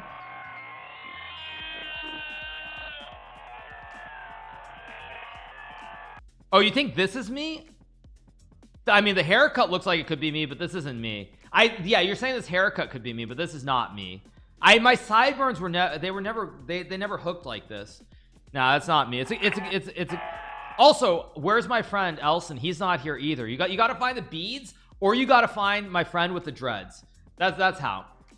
Yeah, but that was a good effort. I mean, that was a good effort, because like on first glance, you do think this is me. Like on first glance, those are the style of jeans that I would wear, but that's not me. Like it's you see the jacket, you see the shirt. I wasn't wearing that, but that's a good effort. Good effort by Dr. Devo. Really good effort. You got to find the beads, or you got to find the dreads. Yeah. Because I was wearing beads. You see, I had my beads here. This is what it is. Yeah. Give him a sub. Sure. I actually I could do that. Yeah. That's the least he deserves. I know he wants it here on Twitch, but yeah. Can we see another picture? This is the picture right here, you guys. Sorry if we're going off the station. We're going on the station break, you guys. But we're taking a short break before we wait for game 3 between Magnus and Maxime. And I've said that I'm going to give $500 if somebody can find a picture of me when I storm the field with this friend. So I don't know. I'm not going to copy this into Paint, but you see, this is me here. This is a better picture. This is actually a picture taken on the field. So actually, this is a picture I think taken on the field, right? This looks like it's on the field here, because there are a bunch of people right behind me. So I think this is on. I think this is from the field. I think my friend took this picture on the field. Yeah, because photo Elston L. Cloyd II. Yeah, so this picture was taken by my friend. So this should have been on the field. So you should actually be able to look. If you find somebody in an orange jacket, find someone in an orange jacket That's how you're gonna find me. Find an old guy. I can't tell if that's a guy, but find someone in an orange jacket here. Find someone in an orange jacket in a video, and you probably find me in the video. But yes, you need to find either my friend down here, Elston Cloy, or you need to find me. One of the two of us. This is what I was wearing. These are his dreads with the. I don't think he was wearing the Husky's cap, but he's got the dreads. So that's how you find it. Am I still in contact with that guy? Yeah, I am. I mean, there's also another picture of me from those days. I'll find it. Where is it? I went and did the face paint with him. It was like pretty hardcore. Really hardcore. Let me see if I can find the picture. I did like the whole face paint thing too. I don't know if it's somewhere there, but I'll just find it quickly. We wait for the next game to start. We do have game 3, so let's get going and put the music back on as well, and we'll keep rocking and rolling. I was pretty excited though for a second. I thought someone had actually found me, but they hadn't. Why are they showing an ad for ChatGPT on chess.com stream? That's weird. Yeah. What am I drinking? I'm drinking. That's what I'm doing. I'm drinking.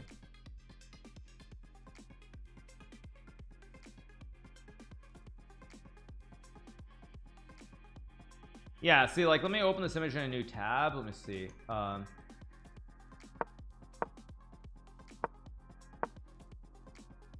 Yeah, like, let's, like, you guys see this picture? Is this not rad? Look at this picture of me. I mean, I'll save the image just for a second, and we'll get back to the game. But that's a picture of me with the face paint. That's pretty cool. All right, we get another Nightorf here. This time Magnus on the white side. Let me put the cams back on too, and we'll just keep rolling.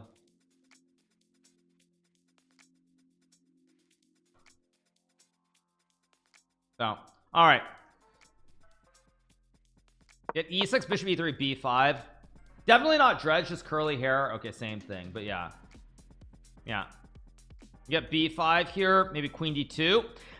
I couldn't take a screenshot. I'll add the image. I'll add it because I just saved it. I just saved it.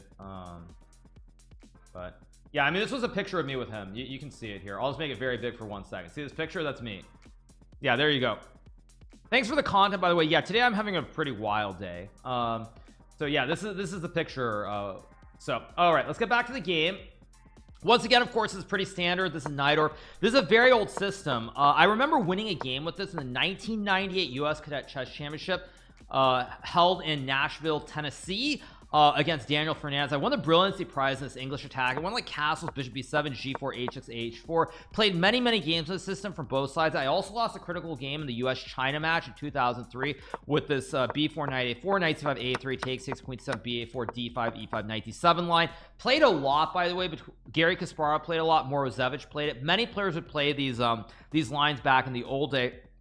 I also remember I played a game either against Gary Kasparov or Alexander Morozevich in this line where after f4, knight b6, they played rook h3 against me, which was a big surprise. This would have been on the Internet Chess Club around 2001. I played knight takes a4, and after c4, takes, and queen c2, I got promptly smoked after knight b6. White sacks the horse, takes, queen g6, king e7, and f5, and I got blown away. I played bishop d5. They sacked the rook due to the pin, and I resigned the game. I don't actually know who played that game. I don't know if it was Gary Kasparov or Alexander Morozevich, but I had this position on the Internet Chess Club in like 2000 or 2001. So a very old line here. But we get this new age line with b4 immediately, knight a4, h6. I think Kramnik lost the game to Topolov in the system very quickly with the white piece, and like Vaikonze or somewhere when he first started switching over to when he switched over to e4. It was Gary. I don't know who it was. It was one of the two of them. I don't know if it was Gary or it was Morozevich, but one of them played that rook h3, and I got toasted out of the opening.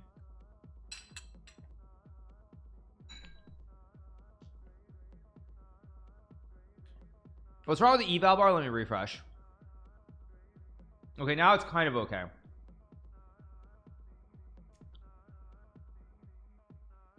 What is the food? It looks straight up busting. It's some classic like rice. It's like rice with burberries, or barberries I should say, and chicken. It's like the classic Persian rice, Jeresh polo. So that's what it is. All right, waiting for a move here from Magnus. I think Castle's this move. I mean I might have pronounced that wrong, but You found the guy with the orange jacket? Yeah, but then you have to find me. That's the problem. Yeah, it's saffron, barberry, rice, pilaf. That's what it is. So let's see, there's castles or b3 here. h4 I think is also maybe a move here. Magnus deep in the tank here. I mean, this is not what Magnus normally plays, so it's kind of interesting to see how good his prep is going to be here, or whether he's just truly winging it and playing anything under the sun.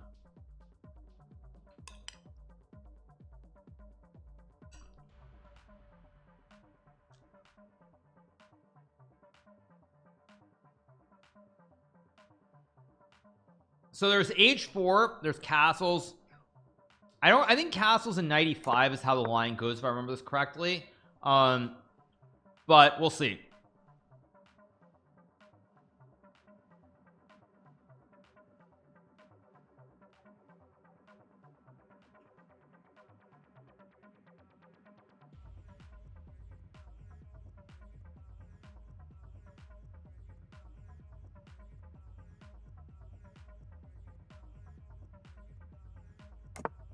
So we get castles here.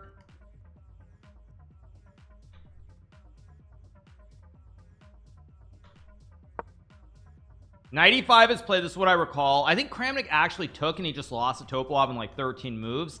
It was like bishop d7, and I feel like it was like knight c3, rook b8, queen a3, d5, something like this. And Kramnik got blown away.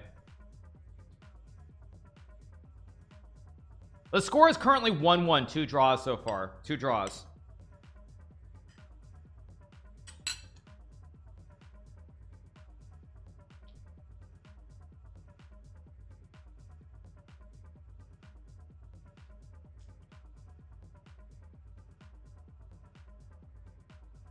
Okay, so here I think queen b4 is the correct move, but b3 is also maybe playable.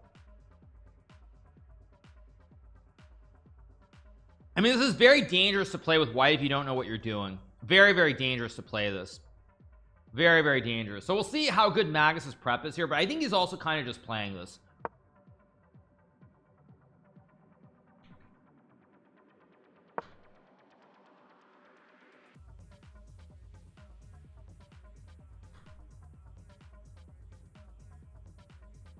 So I guess here, okay, there's a5 maybe is a move. a5, a4, d5 I think are the 2 moves here.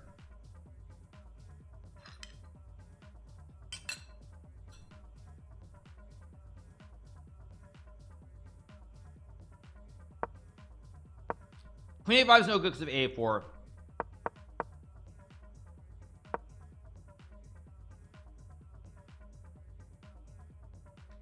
I found your friend. Where to resend?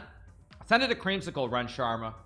Send it to my mod Creamsicle, or post it in my Discord, or just write to Creamsicle in a DM here on Kick, and he can sort it out for you.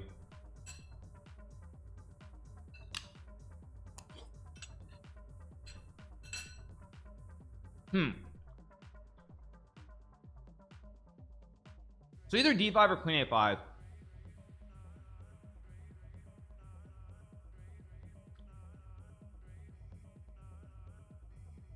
Isn't there a forced draw in some similar line with knight takes f6? Not sure. I'm just eating some rice with chicken. Yeah, pretty standard, but the rice is bussin'. You guys haven't had like Indian or like Iranian rice? It's really good. Like, they know how to do rice. Like, all the Asian countries know how to do rice really well. Yeah, like I don't know what the national dish is, but I'm gonna guess it's gourmet sabzi, probably, just my guess. But yeah, I mean, like Indian rice, Iranian rice, Japanese rice, Chinese rice, they know how to do rice well. So all right, okay, so we get d5 here, opening up the diagonal for the bishop. Now you want to jump with these knights in the center of the board. Very, very complicated position here, very, very messy. Bishop f4 played quickly by Magnus. We'll see what Maxime does. Knight g6 is one move here. I actually feel like maybe Maxime has made a mistake though. This looks kind of weird after e5. I'm not 100% sure what's going on. Knight g6 must be played though, because otherwise you lose the knight. If you go bishop d6, I feel like there's gonna be some tax like takes, and maybe knight f5, and now you've got all these pieces lined up on the d file and you're in a lot of trouble. So I assume we'll get knight g6. I think this is still some kind of vague theory after e5 queen c7 knight d3, but I'm not 100% sure because I don't normally play this line with either color.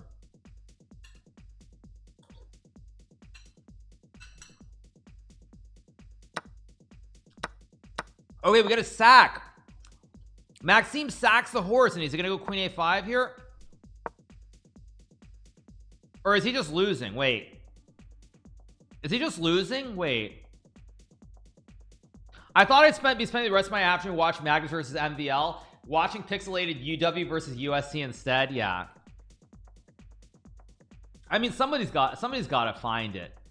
I mean there has to be footage somewhere, but the problem is the footage is going to be so grainy and terrible because of the time. Let me reset the eval. Okay, let's refresh. Oh, now it says 0.3. okay, I don't know. Yeah, the footage is 240p exactly. Yeah.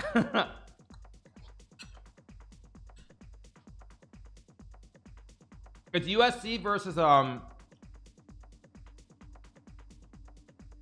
it's USC versus Washington. It was September 19th 2009. Previous year the Huskies had gone 0-12. They won that game in 2009 against the #1 seed, the USC Trojans, 16-13. And after the game ended, I was part of a big group of people. Well, everybody basically in the stadium just ran and charged the field. So we just stormed the field and ran on the field. And so it's like I'm trying to find, I basically put $500 bounty essentially, where if somebody can find footage of me on the field, I'll give them $500. So that's what's going on, for anyone who's wondering. Okay, I don't know what this is. A bad sign. MVL is deep in the tank here. Why is MVL deep in the tank? Was he, I mean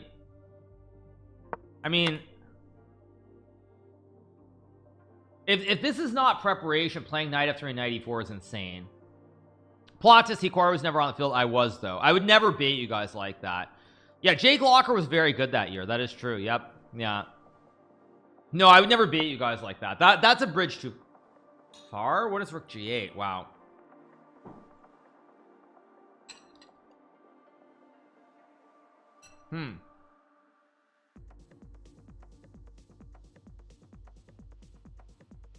Is rook g8 the best move? I don't know. Apparently it is. Where's the video I basically told people to go look for it on YouTube? Apparently rook g8 is the best move. It's very, very murky. I think the idea is to play bishop c5, or even potentially playing g5 and then activating the bishop this way with the rook guarding it. I'm not sure whether it's this or whether it's this, but the fact that the computer is saying that this is 0.3 tells me that Magnus is in deep trouble here, especially because MVL playing rook g8 is prep. Even if he had to use time to remember the move, this is definitely prep. Definitely prep. Have I tried biryani? Yeah, I've had all types. Indian, Pakistani. I mean, I've had all types of biryani.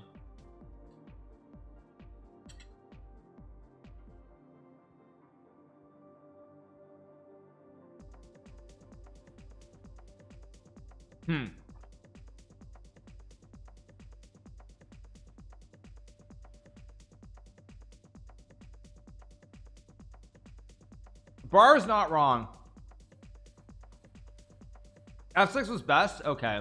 Yeah, but this is very, very murky. I don't have any idea what's going on.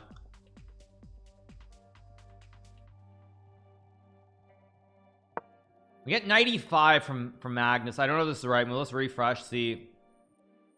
I mean, I have no idea what's going on here.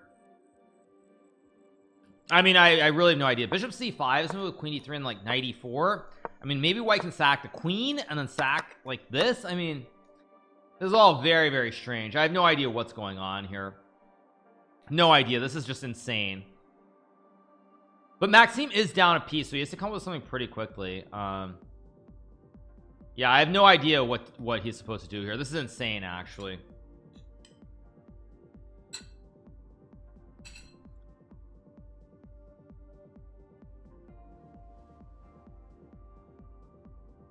I mean, is Sessa covering the game or not? Let me see. Is Sessa covering this?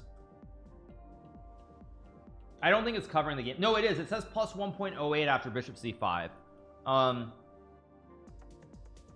It says bishop takes c5 is saying basically you sack the queen and you get some endgame like this, and after knight a4 white's better in an endgame.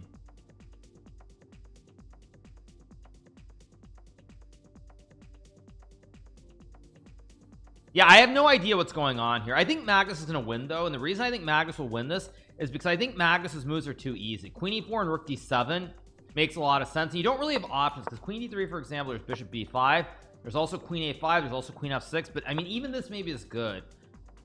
Just very hard to judge.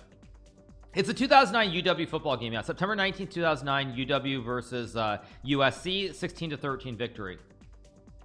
Yeah, 16-13 victory. I don't know what's going to happen here, but I feel like for Magnus, his moves are reactionary to whatever MVL does.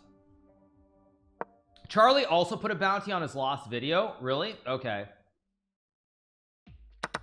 Yeah, like I said. Oh my gosh, what the heck? But he takes with a knight. Whoa. I thought, is it the same thing here? Let me see what Sessa says. I thought knight d7 was a little bit wrong, but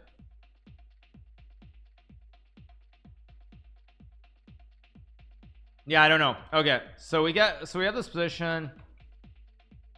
Yeah, I don't know. Queen d7 apparently was, I think knight d7 was apparently wrong for some reason, although maybe not. Okay, so what do we have? We have an imbalance. White is a bishop knight in return for a rook. Black is 1, 2, 3, 4, 5, 6, 7. 1, 2, 3, 4, 5. Black has a rook and 2 pawns for a bishop and a knight. Imbalance, but the 2 Bs are very powerful here. And I assume that since it's an endgame, Magnus will probably win here. That's my guess.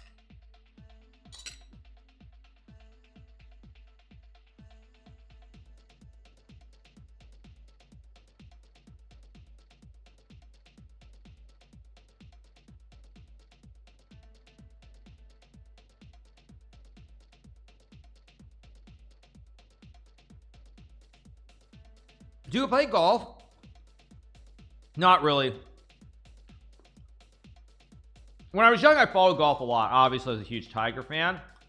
Yeah, I think this position is dangerous. Refresh. I mean, it says 0.3. I don't know. It's a weak engine on chess.com. You guys want like a perfect engine? You should watch on Sessa, because Sessa is a supercomputer. We got knight c4 played. Logical move, hook the knight, create the grips. I assume Magnus is going to win this. This just doesn't look very good. Last time someone brought up golf, Hikaru went on a rant about land usage, made me mad. Haha, I love golf. I don't dislike golf. Actually, speaking of golf, I've been very lucky. It was really cool experience too. I went to Bethpage Black for the US Open. I think it was 2000 and it should have been the same period, 2008 2009 if I'm not mistaken. It was before Tiger's crash and all the insanity happened. But I remember it's I think the 7th hole, and I went with my brother. At that time they didn't allow you to have phones on the course, so like whenever you went as a spectator, you had to leave your phone in like a locker. So I went to that, and on the 7th hole we were just like we were just standing off to the side, just off the rough, and Tiger Woods literally hit his tee shot like 5 feet from us, and it really sucks because of course, as I said, we weren't able to have our phones. So like Tiger is literally 5 feet away from us, and like we have no proof of it. I mean, it's literally, maybe someone can find footage of that too. Maybe there's footage of Tiger on it was the 7th hole at Bethpage Black. I could probably figure out which day it was. Maybe someone could find like footage of that from like the Golf Channel. A new bounty? Do we have a new bounty? Yeah, I think we do have a new bounty. Okay. Yeah, it was the 7th. It was the 7th or 8th hole, but I'm pretty sure it was the 7th hole, and he hit it in the rough. I think it was the Friday. I don't think it was the weekend. I think it was on Friday. Someone found me, you think, on that. Well, that one is much easier to figure out. It was before the crash, so it was either 2009 or 2008. I think it was 2009. Yeah, it was 2009 US Open at Bethpage Black. Yeah. I went with my brother. I think it was on the Friday. Where can you send the link? Oh, someone found me in the washing and stuff. Just send it to my mod Creamsicle on Discord. Check Discord. I'm in Discord. What did I miss? Is it in a general channel? Someone actually found me. It took a long time actually. Hikaru, I got you. I sent it to your Discord. Where is it? Let me see if I can find it. I don't know which Discord it's in. Okay, so someone, okay, so we have another person claiming to have found me. Are they gonna win the $500 bounty?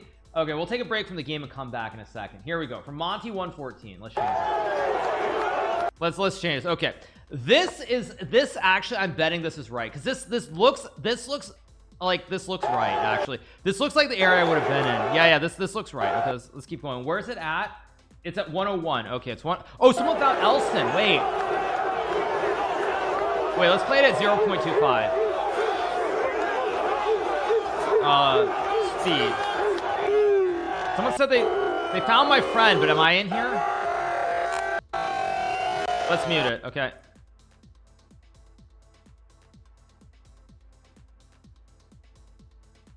Where is it? I don't see him yet. Oh wait, there he is. Is this me? Is this me right here? Actually, wait, my cam's covering it. Obviously, my cam's covering it.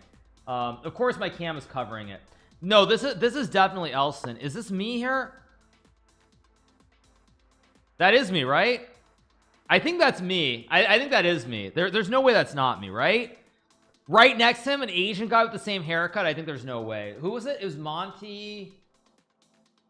It was Monty 114. Okay, yeah, I'll figure it out. I'll figure, just write to my mod or figure it. I think you're already writing to my mod. Just figure out how you want me to give you the money, and I'll give you the money. That has to be me. That has to be me. There's no way, because that's literally that's me. That's definitely me right here. Well done, well done. We have a winner on the first bounty. The other bounty, the other bounty I'm not going to make as high, because like the other one, I think there should be someone who finds a video of that. So I think for the other one, I'll give $300 if someone finds it. So yeah, well done to Monty 114 for winning this one. The other bounty that I have for anyone, if they can find it, is I texted you the golf pic. Check your phone. What do you mean check my phone? You don't have my phone number, dude. But yeah, for the golf one, I think I'll do like the odds of someone not having Tiger at the 7th hole and when he hits it into the rough on the first shot, I mean, it's very low, right? That can't be as high of a bounty, because it's Tiger fudging woods. Like, no, this is definitely me. This is definitely me, because this is 100% my friend who was there at the game with me. So well done to Monty. You got it right. So let's go back to the chess and we'll figure out the other one shortly. Well done. Just write to my mod and I'll figure it out, like PayPal or whatever. Don't worry, it's all good. But well done to Monty. Back to the chess game. What do we have? We have bishop d4. This position looks fairly balanced now, because black can go e5 or f5 here. For the golf, it should be easy though, because the golf I was there with my brother. So yeah, that should be easier. I feel like this position's gotten a little bit messier. It's like f6 e5 here. I mean, the Tiger one, it was 2009 US Open, Bethpage black. It was either Friday or Saturday, 7th hole. Tiger's tee shot was in the rough. It was like the first cut of the rough, and I was right there with my brother. We were like literally 5 feet away from Tiger Woods as he hit his second shot out of the rough. So that one, I feel like there's got to be footage. Like someone surely can find something from like the Golf Channel or something. There's no way that there's no footage of that. Let me put the music back on, because it's Tiger Woods, and I feel like golf, they always have images. I mean, Magnus is better here, but is he much better or just a little bit better? It's not really clear to me. Like if you take the pawn, there's rook h8 and you can't go for the fossil because the bishop guards the rook. It's 1.8. Wow, but the position looks very messy to me. It's what, 1 2 3 4 5 6, still 2 pawns, a rook and 2 for a knight and a bishop. Yeah.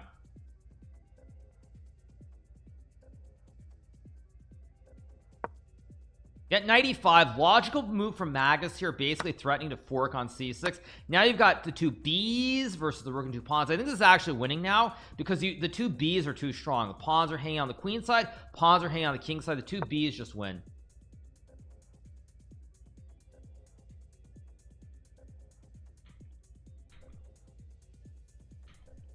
Yeah.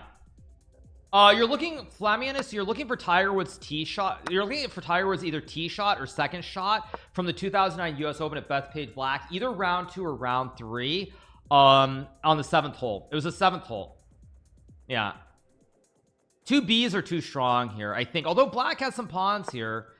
But I feel like Magnus is, I mean, it's still tricky, but bishop h6 maybe. If Maxime can end up pushing P, their chances here, but So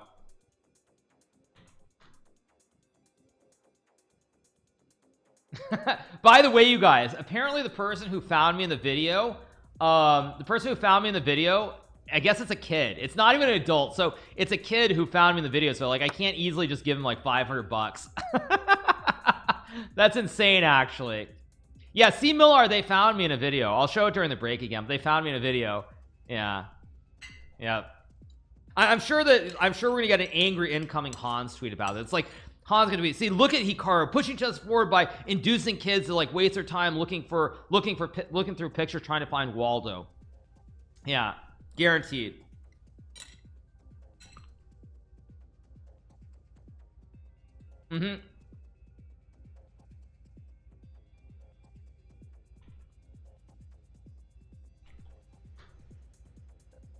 Yeah. Anyway, all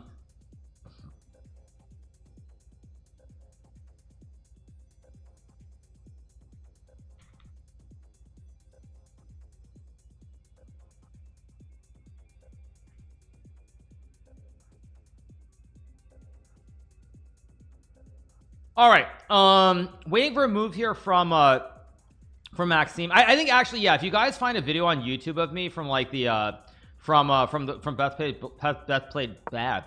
Black, I'll give $300.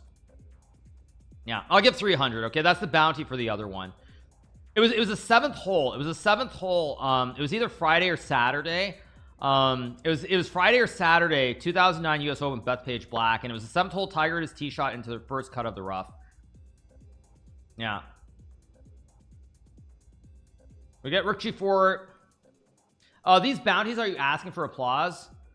Applause? What? Yeah, I don't know what you mean by that. I know what you mean. I think Magnus is about to win. Rook G4 runs into Bishop H3, and suddenly the Bs are too strong on these diagonals. And after Rook G6, I think Bishop F4, you've got the blockade. There's Rook H7. It's feeling very bad, but there's still some hope. Still some hope.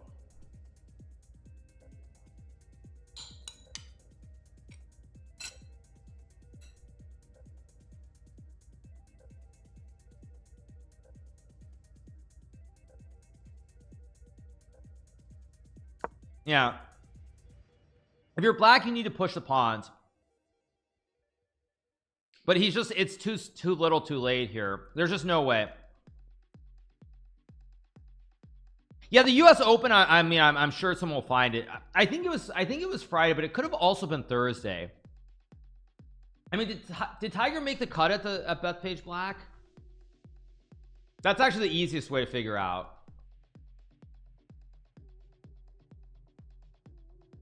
Yeah, it was a 2009. Let me see where Tiger finished.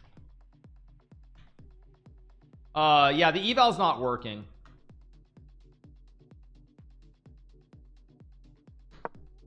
So we get King E5 played here. Idea is to play F4.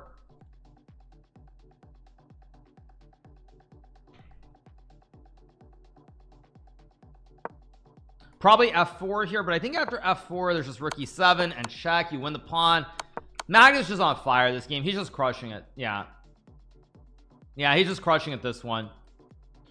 Yeah, it's just not meant to be. Rook E7. Or wait, no, there's King. Wait, no, there's King D. Oh, but then there's Rook A7. Oh man, this is so brutal. Wow, this is so brutal. Magnus is so ruthless in this endgame. Jeez. Oh, there's also Rook H. Actually, wait, Rook H5. Oh, and you get mated here on the back. Oh wait, this is actually a little bit slippery here. Oh, Magnus just missed it. He thought he had Rook H5 just winning. He thought he had Rook H5 winning. You saw him just shake his head. Hopefully Magnus does not realize that Rook E7 and Rook A7 is winning. Big moment here. Big moment. These kids need to get off stream and start applying for the FBI. Yeah.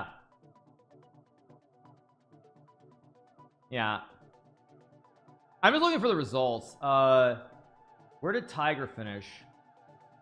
Amateurs, 3rd round. Tiger was actually tied for 6th, but I think it was, actually more I think about it, I think it was Thursday or Friday. So yeah, you just have to find me from the 2009 US Open at Bethpage Black. Did he play rook e7? No, he plays rook h5. Oh no. Oh no. Oh no. Wait. It's GG. It's game on still. Wait. Will Magnus blunder with bishop f4, or is he going to find bishop b6 is still winning, but it's getting a little bit spicy now. There's e3, f3. The pawns are pushing. It was probably Thursday as he bogeyed. Okay, well, someone can find it. Find a video of me before he hits the second shot from the first cut of the rough. Let me know. I'll give $300 if someone can find it. That one should not be super hard though. That shouldn't be super hard to find. The problem for Magnus here is that like it's like very tricky because now the pawns you're pushing the p. Yeah, he plays it. Not shocking. He probably saw a double stack, but after rook d7, I mean, it's still tricky because if you get these pawns going, it's very dangerous.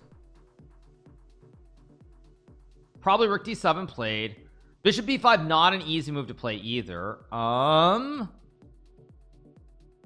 Wait, what's going on here, Sunley? Wait, is this right or wrong?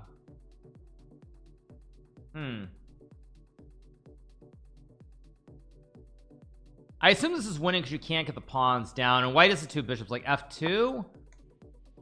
Still tricky. Was it raining? I don't think it was raining. No, I don't think it was raining. Yeah. Start emailing the PGA for all the footage. Yeah, someone did win the $500. Yes. Yeah.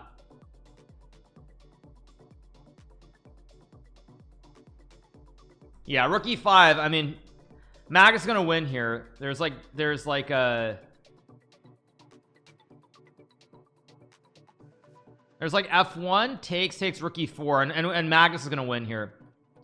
Meaningless games at the end of the day. Yeah, absolutely meaningless. Rook f6 e3 gets it's still tricky. There's still e3. It's not over, by the way. This is not over yet because e3 e2 still is incoming. I mean, this is winning for a computer, but for a human this is not trivial. If bishop a5 is the winning move here, I think it's very difficult to play. What are we looking for? I'm putting out a 300 bounty for whoever can find me in a video footage from the US Open at Bethpage Black in 2009 when Tiger Woods hit his second shot from the rough at the 7th hole. I don't know if it was Thursday or Friday. I think it was one of the first two rounds. If bishop a5 is the winning move here, I'm not sure Magnus is going to win this. I'm going to be honest. Bishop a5. Oh, it's because you go bishop b6. Yeah, like this is getting very tricky. There's like e3. Yeah, I mean, this is so messy. I think MVL could win this, by the way. I mean, there's like rook d1 even. No, I mean, this is so messy. I don't know what's going to happen here. MVL could win. I don't know if I was wearing a cap, but you should recognize me or my brother because we were together. My brother and I were together. I don't remember what I was wearing, but I know we were. If you see Tiger hit his second shot, we should be just off to the right, assuming the camera angle's on the audience. Rook d1, and I mean, this is very messy here. Very messy, very unclear what's going to happen here. Very, very murky. And rook d1 is not a hard move to play, by the way. It goes rook c7. Okay.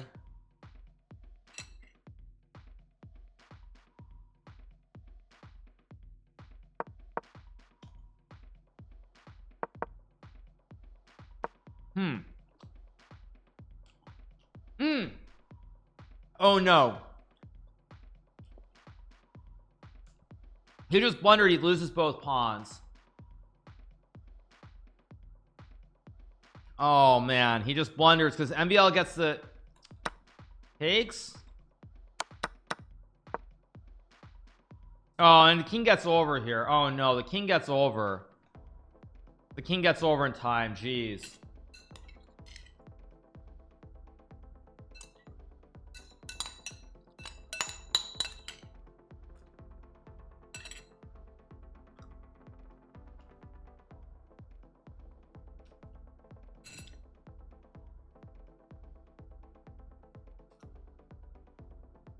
Final round. Someone thinks they found me in the final round.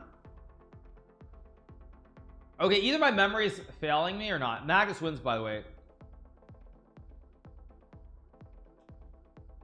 Dropped straight down. Doesn't look too wonderful. No. Tiger to play now. But Tiger's in the fairway. 213 yards. And like Sim told me that they've talked about finishing. No, I was on the side, you guys. No, this is not it. Someone must look like me, though. I want to watch this to see who looks like me. Right where? Sure. Setting up for a cut shot, Bob. No, this isn't me. It was before where? No, but this is, I'm not. I was not here. What is that? Jeez. Where is it? Someone's saying I'm here. I'm not here because like when I saw Tiger, he was in the rough. I was in a blue shirt. Nah, this. Nah, this isn't me. No, I wasn't wearing a cap. No, this is not me. No, this is not me. No, definitely not. It was not the final round either. No, it was not me. No, I was this blue shirt. Are you kidding me? Wearing this blue shirt? I mean, I have too much self-respect for myself to wear a shirt like this. Be serious. No, that's not me. Back to the chess in the meantime. Oh, let me change the scene, of course. We are covering the Chess Champions Tour. The match score is currently 2-1. Magnus wins an amazing game. That is not me, you guys, but thank you. Thank you. I wonder if I actually have, I mean, somewhere I think I still have the passes. I think it was day one. I think it was day one, though. I think it was a Thursday. It was a Thursday or the Friday. There's no other footage of Tiger in that tournament. Wow. Sag. Very sad.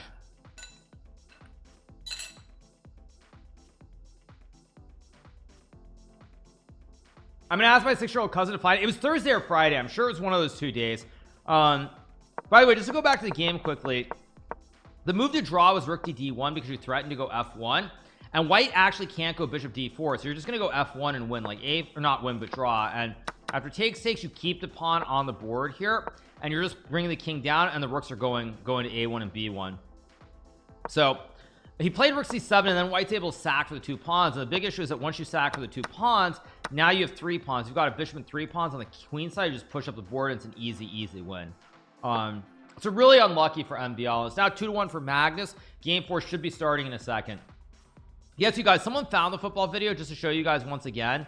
I have way too many windows open, so give me a second to show. Is it this one? No, it's this one, right? It's this one. Yeah, just to show you guys again, I'll keep the sound muted, but you'll see like right back here. Let me change the scene just so you guys see it.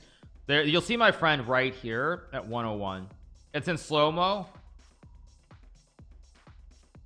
But you see right here, this is me basically right here, not the guy with the cap, but right next to him. That's me, and that's my friend from the picture. So someone did find me. Apparently he's like 12 years old though, so I have to figure out how I even give him his allowance. But at any rate, yeah, it's pretty hilarious. Like this is me right here. You see me? So I wasn't debating you guys at all. Yeah. At this point the bounty is to find a chess match. Yeah, exactly. But anyway, yeah, so anyone who was wondering, yeah, someone did find me from that game. Send him a PS4. Oh yeah, I could actually send him a PS4. That's actually not crazy.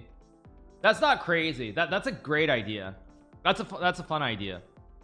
Yeah, we'll figure it out. At any rate, yeah. Do not send me a PS5. Yeah. Yeah. No, but anyway, yeah, do not send me a PS5. But all right, let's get back to chess. I'm gonna do some puzzles before game number 4 starts. Let's just do some puzzles and chill for a second. Checkmate. I'd like to get 55 if I can. That's a big ask, but I think it's doable if I get off to a fast start.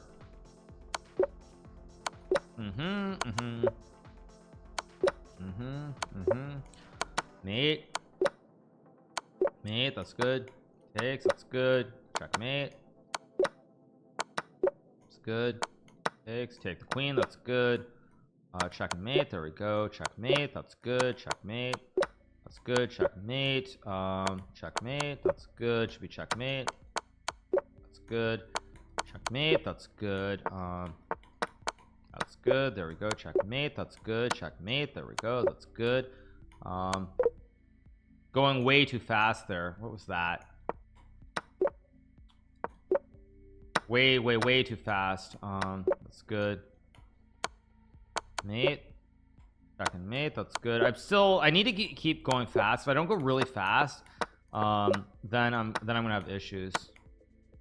That's good. Okay, check and mate. That's good. Check and mate. That's good. What? That was a strange puzzle. Now with 2 wrong, I can't even go fast. I have to like go slow, which really sucks. Check takes. That's good. Check and the rook d2. There we go. That's good. That worked. That was very risky the way I did that. What is this? Rook f3 maybe? And king b3 and take the rook. That's good. That's good. Takes. Takes. That's good. Check and take. That's good. Should be takes and mate. There we go. Check and take. That's good. Okay, I assume it's h5, h4, f6, and takes. That's good. Check take. Oh wait, that hangs a knight. What am I doing? Yeah, I have 1 minute left. I'm at 50 and I'm blitzing moves. 1 second. I didn't realize how many puzzles I had gotten right. I should have gotten 55 there. I lost track of how many puzzles I had right. I wasn't even paying attention. I thought it was like 40, not 51. Jeez. Yeah, I completely lost track of where I was at. Let's go mate. And here and queen. That's good. Checkmate. Checkmate. That's good. Checkmate. That's good. Yeah, I didn't realize just how much time I had there. That's unfortunate. Good. This should be check and mate. There we go. Checkmate. Oh, I played queen f8. Ah, shoot. Checkmate. Checkmate. I was not expecting that. I guess check and takes. That's good. e4. Take the queen. Check. Take the bishop. What is this? a3. The heck? Oh wait, you have a rook on h1. Never mind. You have a rook on h1. What am I doing? I didn't realize there was a rook on h1 there. That's mate. Bishop d4, queen d4. That's good. Mate. Good. Good.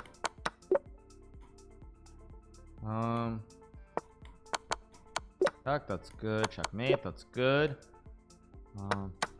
Takes, that's good.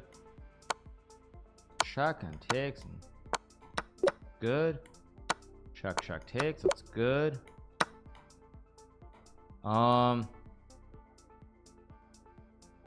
This is queen h4, queen f8. I actually don't know what the move is here. And there we go. See, I used my time that was critical. I used my time, which was good, but now I just messed up the next one. Good.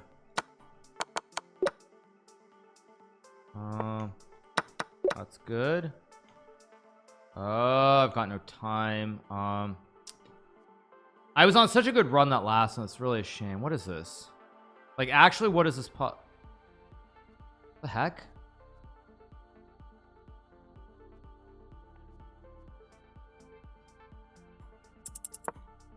What is this? Oh, it's queen f6. Weird. Very, very weird puzzle. They have not started the next round of games, so let me do one more. It was round 7, or it was hole 7. I believe it was either round 1 or round 2. I'm pretty sure. I don't think it was on the weekend. I think it was Thursday or Friday. My gut says it was actually round 1. That's just my gut, but it could have been the Friday too. My gut says it was Thursday though. It was the first round. Check takes. Second mate.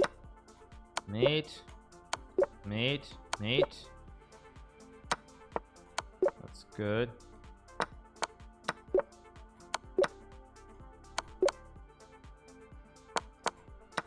That's good. Oh, the pawn could move up the board. I didn't even realize the pawn could move up the board there. Okay, last game. Ridiculous. I think they're about to start in a second. I thought I could only capture the knight. I didn't realize the pawn could move up the board. And what is this? Check and mate. Players are about to start the next game, so 1 second. Let's go here. That's good. Here. Rook G8 takes. It's good.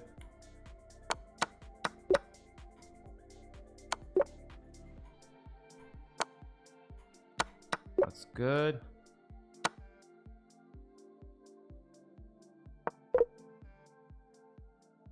Oh, actually, I started the game. Okay, let's go back. Game 4 is underway. Let's get going. There we go. All right, let's keep going. 2-1 for Magnus. Game number 4. Get 94 being played here. Bishop B7. Magnus playing another one of his sons. He plays against Ali Reza very recently. Another idea that he that he had. So now there's C4, maybe to hit the knight on D5.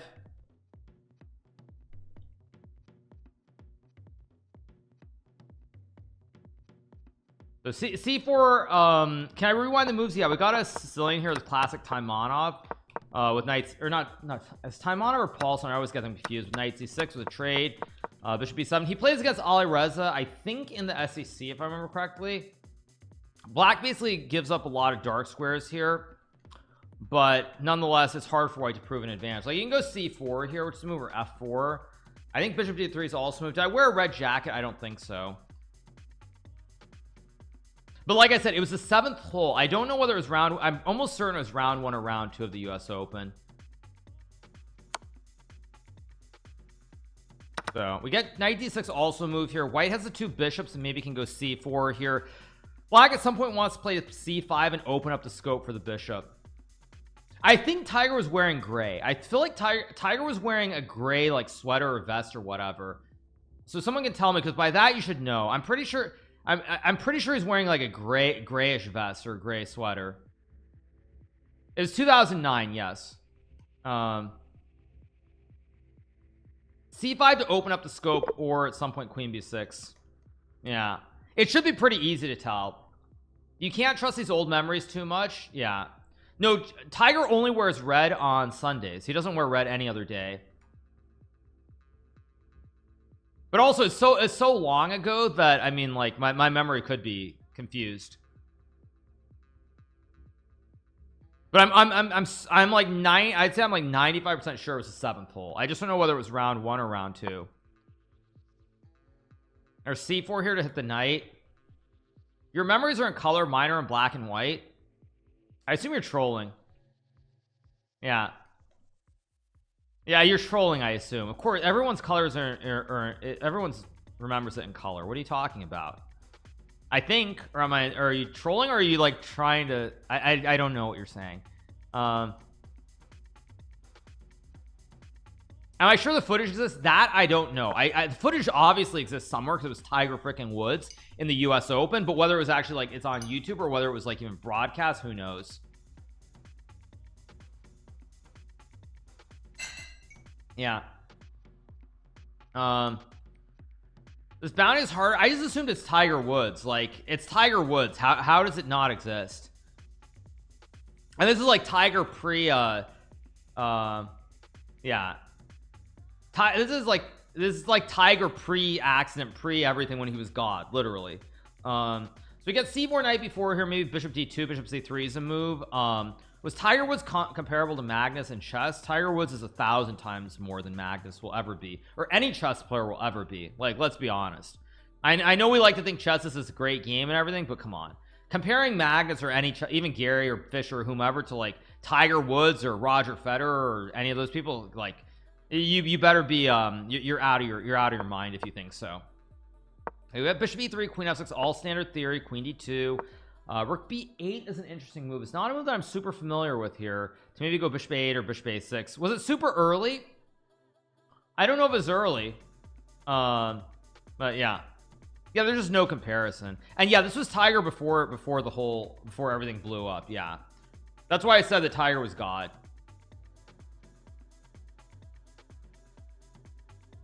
So all right, waiting for a move from Maxime. I'll refresh I think the valuation's a little bit off, but now it's fine. I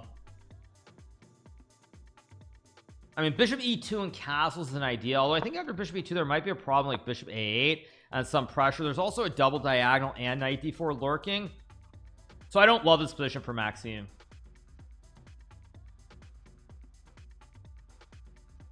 Round 1 was continued at 7:30 a.m. on Friday morning. Tigers playing hole 7 when play was continued. It's possible. It's possible. I don't think the weather was great. Like, in my mind, I don't think it was super sunny. I feel like it was overcast. It wasn't like super sunny, but it was overcast. So I know maybe I should up this bounty. I think I'll up this one too, if it even exists at this point, because like it might not exist. I might be wildly overestimating it. I could be overestimating it, but c5 pawn is temporarily hanging, but after bishop a6 there's pressure towards b2. There's also queen e5 here as well, and white has some issues. Like if you go rook b1 to guard the pawn, queen f5, uh-oh, spaghetti-o, gg, why not? We of course have the classic right triangle, and you simply lose the game here. Oh, he takes? Wait, what? Thank you, Kronina, for the gift. Wait, bishop a6? Oh wait, this is a mistake. Wait, if all phones were in the lockers too, no randoms filmed it. That's actually true. That's a good point. The videos are definitely there, but it's like a 5-hour broadcast, not easy. Okay, yeah, maybe I should make that. I think I'll up it. I'll make it 500 if someone can find it instead of 300. I assumed it's Tiger frickin' Woods. Like I just assumed it would exist. Bishop a6 has not been played yet, so maybe Magnus is not familiar with this whole line. In Latin America and the world, Magnus is better known than Tiger Woods. That is the stupidest thing I've heard all day. Thank you for that. Yes, thank you. That was I standing? Yes, I was standing. Yeah, that's maybe that's the stupidest thing I've heard in a while. Really, that is actually the stupidest thing I've heard in a while. Yes, Magnus is more famous than Tiger Woods. I'm not saying golf is international, but everyone and their brother knows who Tiger Woods is. Like that's actually really funny. That's maybe the funniest thing. I don't think I was necessarily on TV. I just know that it was the 7th hole. Golf might not be popular, but saying that, like, I still think even if golf isn't popular in South America, they know who Tiger Woods is. Yeah, that's like, yeah, like you're literally you are smoking something. Also, there's so many Spanish speaking players who are good. Like there's John Rahm, there's like Jose Maria Olazabal in the old days. I mean, there was Sergio Garcia, obviously. I mean, yeah, like that's like, yeah, that's like literally, yeah, that's just weird. Anyway, okay, so bishop a6 is a move. Bishop a8 is also maybe okay. So apparently after bishop b4 it's not okay. I don't know why is this not okay. Wait, what's the difference? Knight d4, and after bishop b4 knight d4, queen e5.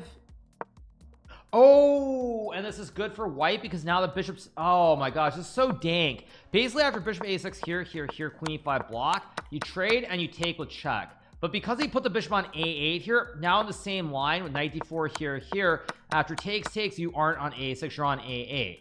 This is so dank. So dank that bishop a8 is wrong. So dank. That's just so dank. So now after bishop b4, white is better here.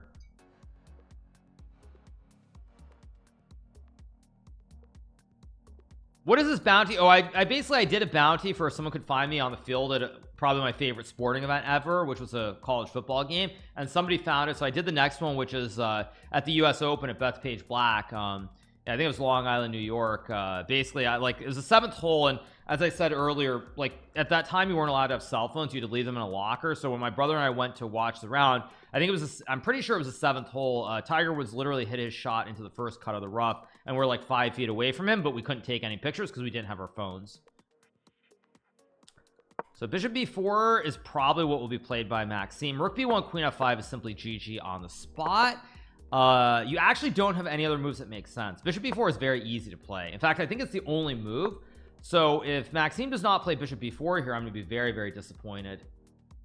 Yeah, why is he thinking there's literally no other move? Maybe you can go queen c3, but I mean, this does not look great to me. I mean, it seems pretty obvious, and he does play it finally.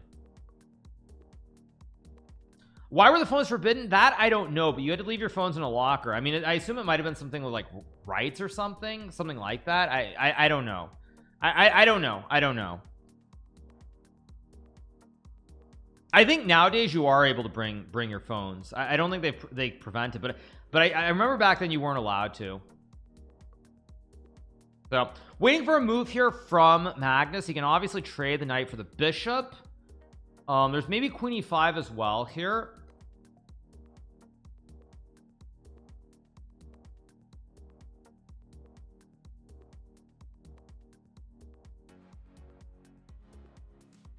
Now you can bring it, but if you take photos they get very angry. Okay. Yeah, I mean that almost to me means more than that random thing from the college football game. I think Magnus might realize that bishop a6 was the right move and he put the bishop on the wrong square.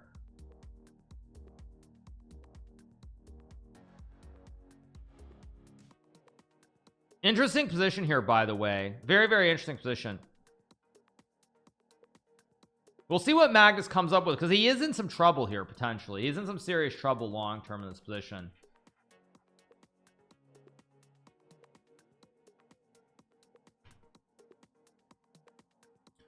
How do I collect a mod to find what I sound just right to Creamsicle? Yeah, that's what you do. Oh. All right. Waiting for a move here. Let's see what we get.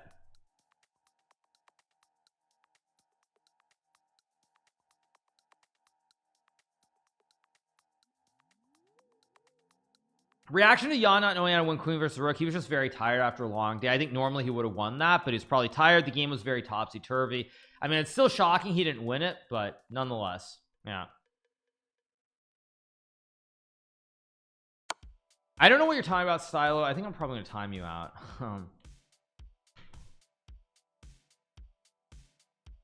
I think you have to go king d1 here.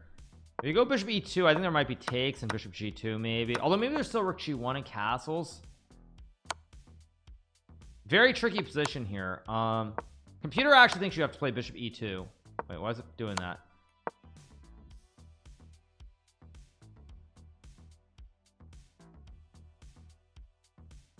Did we get this being played or not?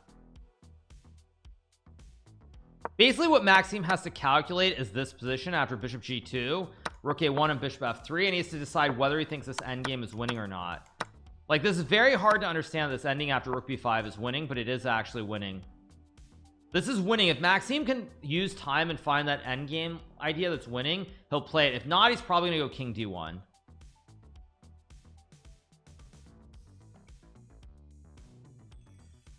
Very, very deep line here with rook b5. Very, very deep line at the end there. I don't know if Maxime can find that. It's very, very hard to spot. But I guess after king d1, it's not hard to realize knight d4 is just terrible, because there's queen h5, there's knight b3. All the diagonals are open here, so it just looks wrong. Actually, I think from that standpoint, it's not hard to play bishop e2, because immediately after king d1, knight d4, there's this threat. If you go here, there's check, and then if f3, I can even just take, and you run into all kinds of problems every which way.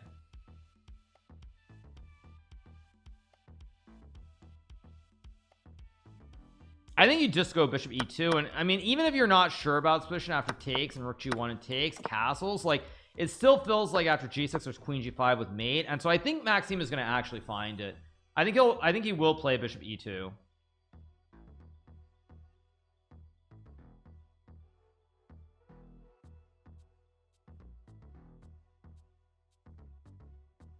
I think he'll play bishop e2, but we'll see. I mean, it's a very critical moment as always in this game.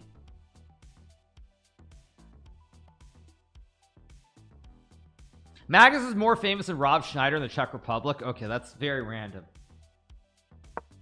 He plays a good move from Magnus, and now it's game on. Now it's definitely game on again.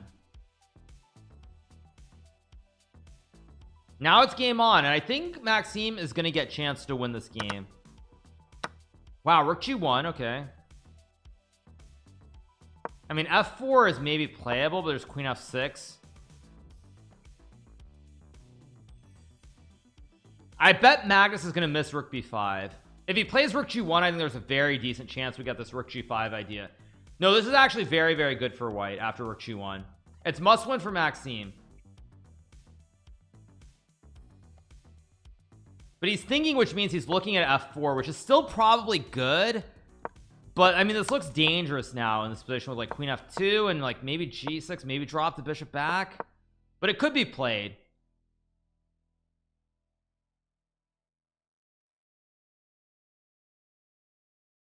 I found a timestamp of video, // you found a timestamp of video. Okay, just send it to my mods. Send the timestamp or the link, whatever. Yeah.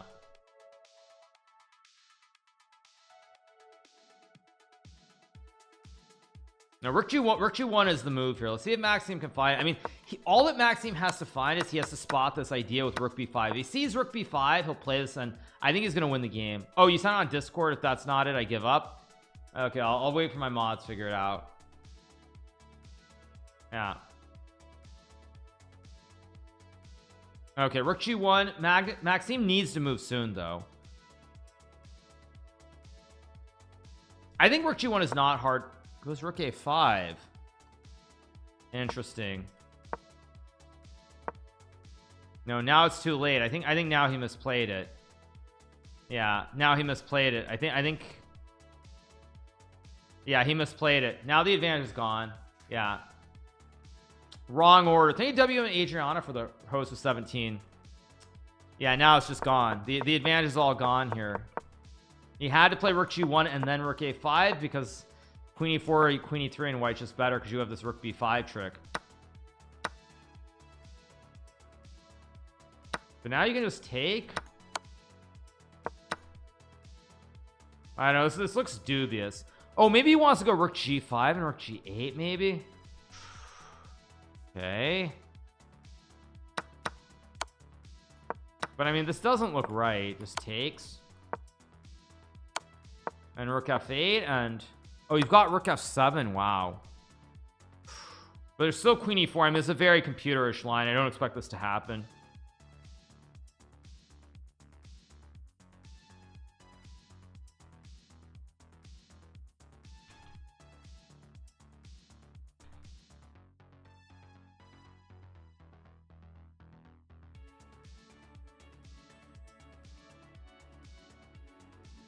Yeah, thank you so much once again to WM Adriana for the host of 17. Enjoy the stream. Thank you so much to WM and Adriana Nikolova. Thank you so much for the host. Appreciate it.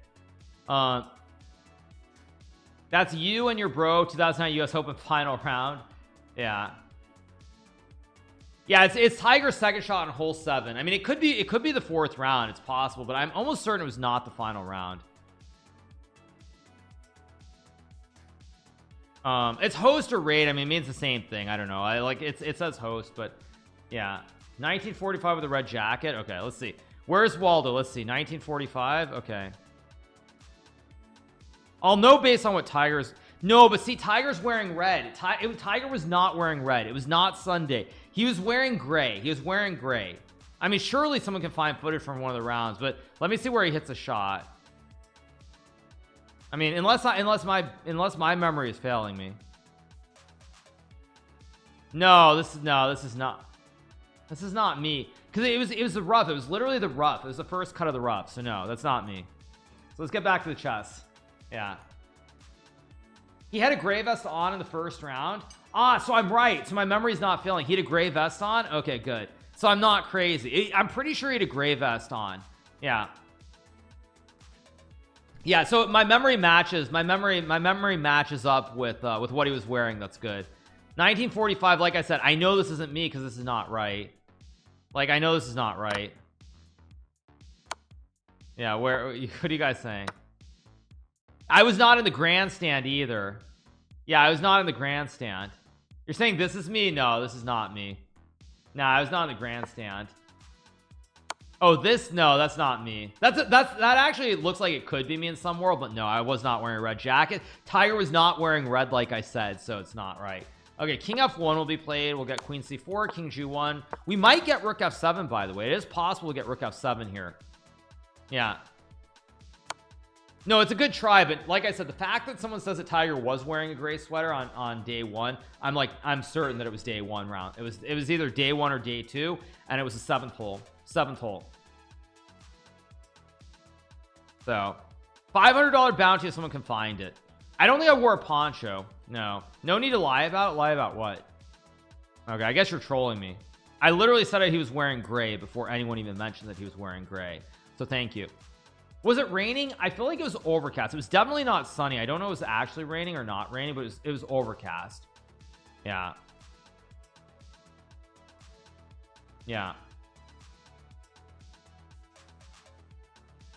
But no, that is definitely not yeah, that's not me.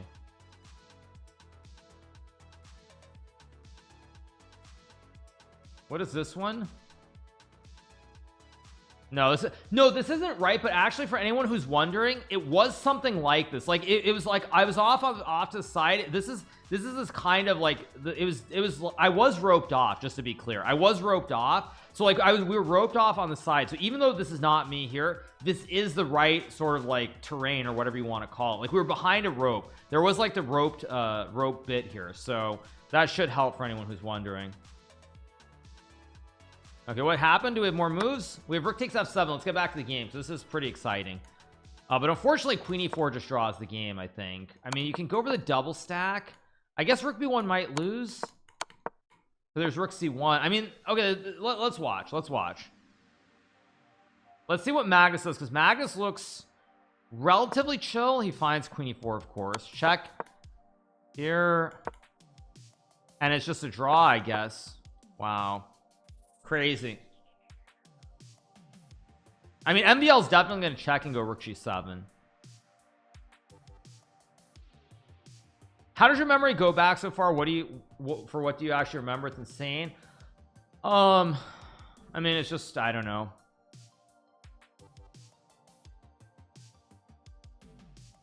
I mean, Maxime is going to play rook e7 and rook g7, but the problem is even here after rook b7, I don't see the win. That's the problem. Like somehow black is okay here. Yeah, if you watch Tiger Woods hit a golf shot from 5 feet away, you remember it too. Yeah, no kidding. I mean, it's the reason it's a tragedy is because I don't have I don't have a picture because we weren't allowed to take our phones. You had to put the phones in a locker. That's what's so sad about it. Like that's what's so sad about the whole thing. Like, I mean, that's why this would mean a lot more if someone can find it than if than the college football one. I don't know why phones weren't allowed, but you weren't allowed to. You had to leave them in lockers. So my brother and I, we left our phones in the locker, went to watch, and God, you have no idea how much it pains me that I don't have like a picture or video from that day. Noise distractions, maybe. Yeah, we're gonna get rook e7 the double stack on the 7th or castle mania, as Michelle Kerr calls it. So let's see. Yeah, rook e7 and rook g7 has to be played here. I don't know why Maxime is still thinking, by the way. It's the only move. Maybe he doesn't see takes, check, and rook c1.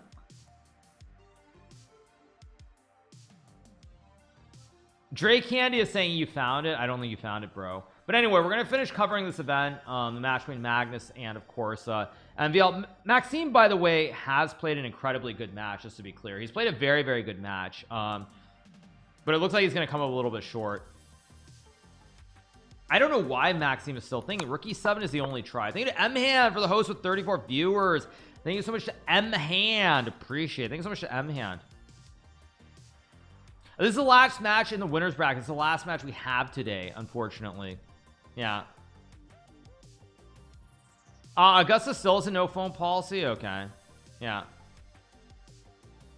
Come on. Rook e7, dude. Only move. And like, I don't know, h3 or something, or rook e8. I mean, I don't know why MVL's thinking so long, because at this point he's just got to move and hope. Okay, so he plays rook g7. So I guess it takes, you can check, and maybe this is still good. I mean, this actually looks a little bit scary for white. This might be winning, actually. So I guess after rook g7 you have to go queen c6, only move here. It's so unlucky, because if you could magically put this rook on a8, queen h5 would just be winning here, because after queen c1, king g2, if check, you can just go rook f3, check, and win the game. It's really, really a shame here that this rook is on b8, because otherwise this would be completely winning. But thank you so much to M-Hand again for the raid. Appreciate it. Thank you so much.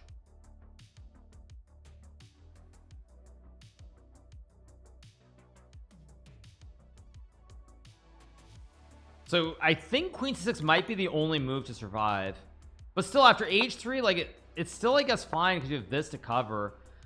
And the white king is just so weak. If you could even go queen g4 with no rook b1, this would be winning too. Like everything would be winning for white, but somehow it's holding by like the single thread.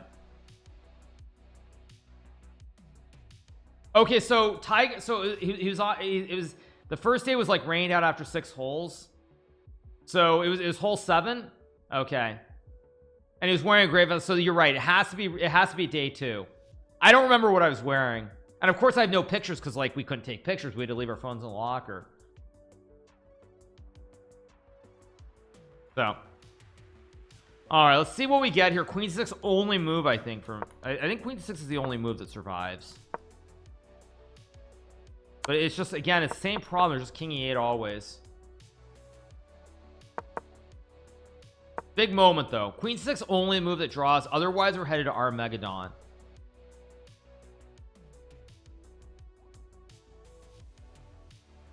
Great match, but lose, that means a lot. I mean, Maxime has played very good chess. Was it the only hole? There might be a possible picture video. I mean, I was never close to Tiger Woods for the rest of the day. So rook f7 is losing, I think. Check, check, queen h5, check. If king d8 is checkmate and one king is stuck by the cactus pawn, and if you play queen g6, takes. I think there's takes. Rook f7. I think this is winning. No, maybe it's holding. Maybe this is still a draw. I don't know. This is actually a draw. Takes. I guess somehow Magnus again is magically hanging on by the thinnest of threads. It's amazing. Even here, this is somehow a draw. It's just insane. It's just insane. Like it looks so scary, like white should be mating, but there's no way to mate. It's just amazing. You just like, there's just no way to win. Crazy.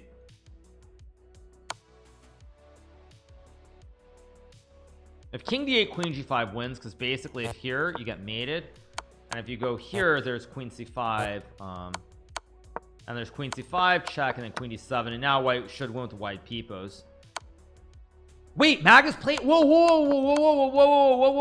what just happened? Wait, Magnus blundered it. Wait, what just happened? As soon as I say it's going to be a draw, we get the MVL effect. It's game on. It's game back on again. He didn't play rook f7. He played king d8. I mean, I don't know if this is okay, you guys. Like, is this actually okay? The white has the wide peepos. Apparently the eval bar says equal. I mean, Sessa, I can check Sessa too. Oh, Sessa says it's a draw as well. But it's only a draw because here you go king a6. Ooh, this is going to be hard to draw. I mean, maybe this is a draw for a computer, but I don't think this is an easy draw for a human. Yeah, it's going to go check and take. I don't think Magnus is necessarily going to draw this. I would be very surprised if he does. But maybe it's not hard. Should rook f d8. I mean, maybe this is winning. I don't know.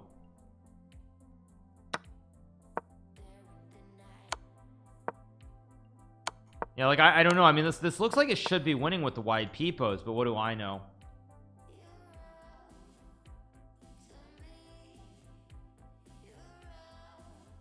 Yeah, this still has a long way to go. I mean, queen takes e6 has to be played though. If you don't play queen e6, I don't know what you're doing. Refresh for the eval bar. I mean, okay, sure, but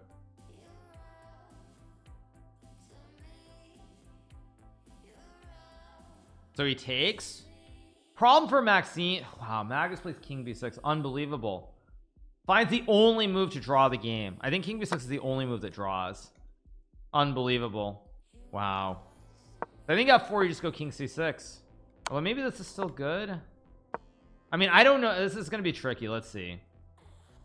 Yeah, I go h4 f4. h4 feels right just because the pawn's further away, but either move is playable.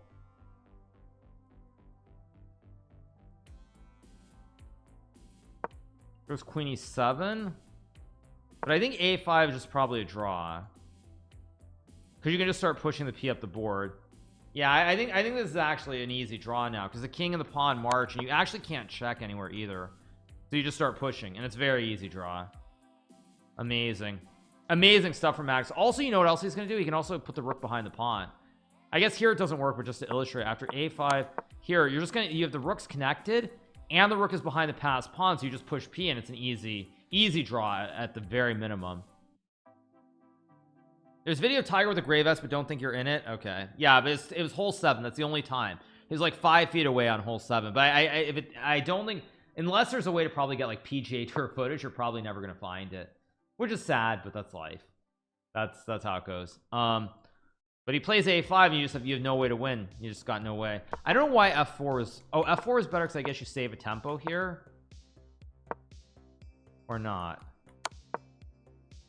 Ah, and then you get the pawn. Okay, yeah.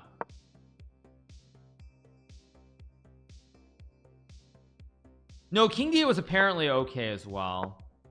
King e2. Yeah, I think the pawn's too far. I mean, I think it's too far. Like if you could somehow get this position with the king here, you could probably win. Or this is still a draw too. Wow. So I guess everything's a draw. Was I wearing a cap? I'm not sure. But like I said, it should be very easy because it's the 7th hole. 7th hole, he hit his tee shot into the rough. It's not, I mean, if you can't find it, then yeah. Someone found the video of me on the field, by the way, from the Washington game.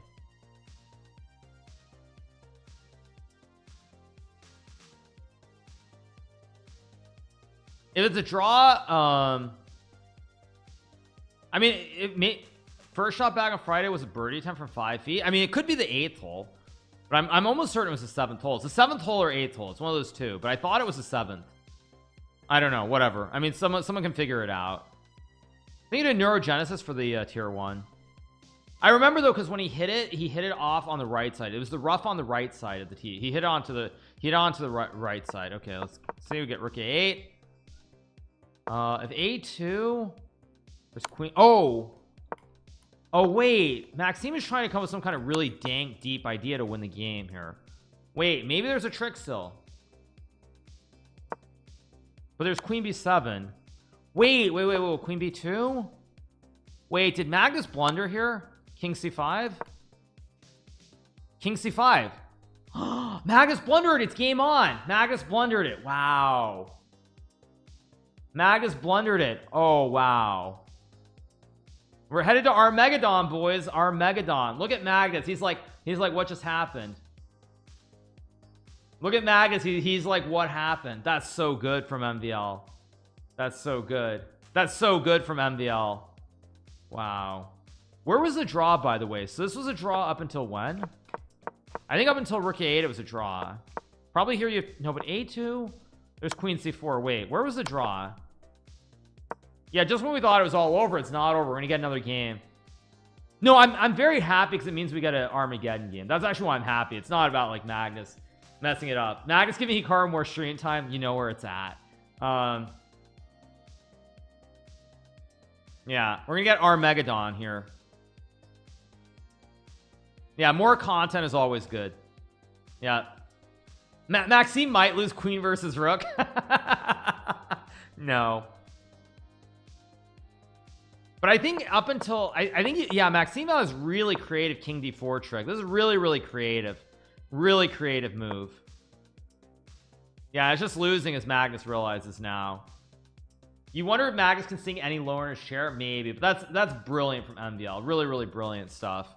King d3, king d4 was incredibly good. Incredibly good. It's still a draw. It's not a draw. It's GG. Let me refresh the board. This is not a draw. Where's the draw? Did he resign? Wait, queen a2 is checkmate. What? What? Checkmate? What? What happened? Oh, he played queen a2. Wait, so where was the draw, you guys? Wait,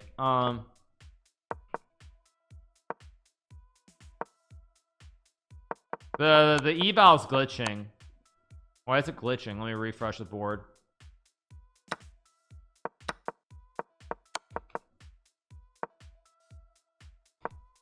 Yeah, I mean it's just glitching. Yeah. Rook d8 instead of rook d8 was a draw. Oh, I see. But after rook a, after a3, is it losing? I don't know. I mean, the bar is on. Bar is crazy. It's not reloading. Yeah, I don't know. Indian doesn't know. Yeah, I don't know why it's called the AI Cup, by the way. It's kind of a weird name to call it. But we're gonna have an Armageddon game coming up in about 10 minutes, I think. So we have one more game to go. Change the scene, maybe. Howl in the background. Yeah, I'll just turn it off. Yeah. It was drawn all the way up until rook takes d6. Oh, it was. Wait, it's still a draw here after queen b2. No, I think this is not a draw. No, this is not a draw. It's probably a draw until a2 maybe. I have a feeling rook a8 is the mistake though, just my gut. That's my assumption. Game review? Yeah. How do I do a game review?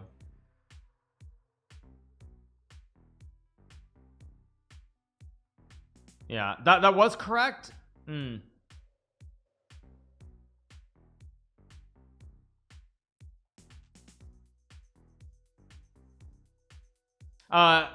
instead of rook d6 was a draw. Oh, A1 here's a draw, takes, and king b5. And basically, okay, but this is very hard because white has 2 pawns or king is wide open. Yeah, I mean, this is a little bit much, like rook c6, and I mean, I get that this is a draw, but very hard to play because the king is so far away. But fair enough. At any rate, we do have another game. The match is tied up at 2-2, and we will have the Armageddon game pretty soon. So I'm gonna go use the restroom one more time, get some water, and we'll be right back, you guys. Game number 5 is up. Let's change the scene, of course. And what do we have? That's really fast, by the way. What are the bids? What did Magnus bid? Magnus bid 828, so very low bid from Magnus here. 828 is very low. I think when I played Wesley, I bid somewhere around there. So very, very low bid here. Let's see. Yeah, 828 is incredibly low for Magnus. I think against Wesley I bid 758 or something. And I barely survived by the skin of my teeth. The reason Magnus has less time is because it's a must-win game. Maxime has to win with white. I don't like the opening choice for Maxime necessarily because it's a lot easier for MVL, or not MVL, for Magnus to make quick moves like knight d7, dc4. Hikaru is completely fine. The time situation is definitely not ideal. But anyway, all right, let's keep going. Prediction of this game is very simply that I expect I mean, my guess is that probably Magnus will survive, but let's see. That's my bid prediction. I think this will be a draw, but again, still quite a ways to go. No one claimed the golf thing. No. I don't think the footage exists, sadly, or at least not on YouTube. I mean, I'm sure somewhere locked away the PGA probably has the footage of that, but unfortunately I don't think that's on YouTube. So the footage of me against the footage of me being close to Tiger just doesn't exist. I basically did a bounty on a couple of things today if anybody could find it. Monty working overtime to get that golf footage. Someone's gonna have to literally go to the PGA and see if they can literally find Tiger at the 7th hole. And even then the cam has to be on the right angle just to see me. So all right, anyway, back to the game. This is a must-win situation for Maxime with the white piece. If the game is a draw, he loses the match.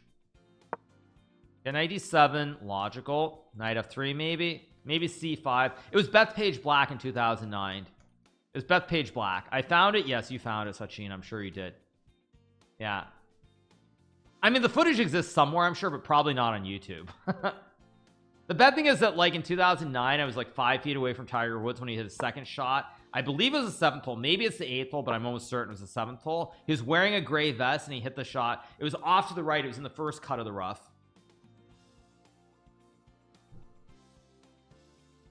It was not the final round. No, I know someone showed that link before, but it was not the final round. I remember exactly what Tiger was wearing. It was not Sunday. He was not wearing his classic red. But 2009 was pretty epic because I was at that event, but I was also at the college football game was 2009 as well. Okay, so I assume Magnus takes here with the knight. Maybe I don't love this opening start here because Magnus's moves are too easy. There's bishop f3, there's bishop b4. Takes with the e pawn, which is also interesting, but I feel like the advantage Magnus already. I know if it was a white shirt, but I remember he was wearing a gray vest. That much I remember very clearly. Magnus isn't white because he bid a much lower time. He bid 828, so he needs to win this game. So we get castles here. Probably we'll get like knight f5. Let us find something related to chess. There's nobody in chess who's as cool as Tiger Woods, so I don't know what you want me to say. Okay, we got the trade, knight f5.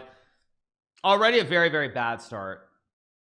It was definitely, it was, to be honest, it was definitely overcast. I don't know if it was actually raining, but it was very overcast. I was not in the stands. I was standing behind the roped area. It was a 7th hole, and Tiger his tee shot, it started fading right into the first cut of the rough. So it could be, it's round, I think it's round 2, but again, like finding the exact footage is very hard, very hard. Yeah, I don't like this opening from MVL at all. It's already an end game here. Magnus's moves are too easy, and MVL doesn't really have any, and there's no big imbalance. Frankly, Magnus's idea is very simple. Go bishop e7, trade the bishops, and then go like knight f8, knight e6, and blockade. Put pressure on the pawns with D's knights. There's even knight f4 with this fork, and I already think that Magnus is in great shape to win the match. I think he is gonna. I don't think Magnus is gonna lose this position. I just don't see it happening. Hole 8 is a par 3, so it must be hole 7.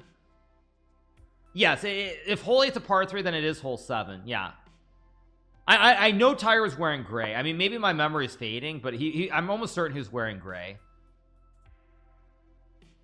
But was there a tent? That I don't remember. I don't remember that. I just remember the shot, and I remember where Tiger was.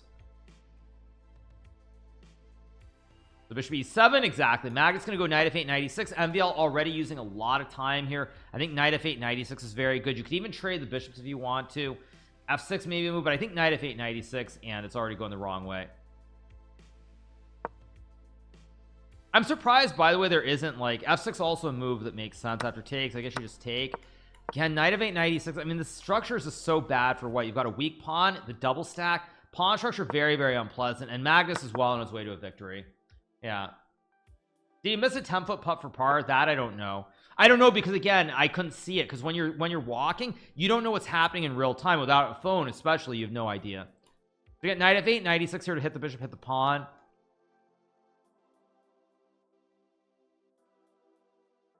You know what's funny though? I bet, you know what I'd be really curious is like if I were to like see Tiger somewhere and ask him about it, I bet he would remember. I bet he would remember it though. I bet he would remember that it's like it's hole 7 and like he had like a 3-wood or whatever and it was in the rough. I bet he would remember that. I bet golfers are the exact same way as chess players. Like I bet they remember their shots at various tournaments. Maybe not every shot, but the ones that matter.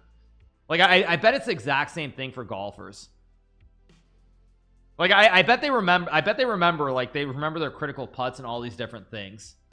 So anyway, oh, we got knight g1 here. I assume Magnus will play knight e6. I mean, very bad position. These knights are very good here. Yeah. He remember you watching. I doubt he remember that, but I bet he would remember that. Like he would remember something from that round. He might not remember that exact hole because it wasn't a memorable tournament, but I wouldn't be shocked if he did. So anyway, we have knight g1 being played here.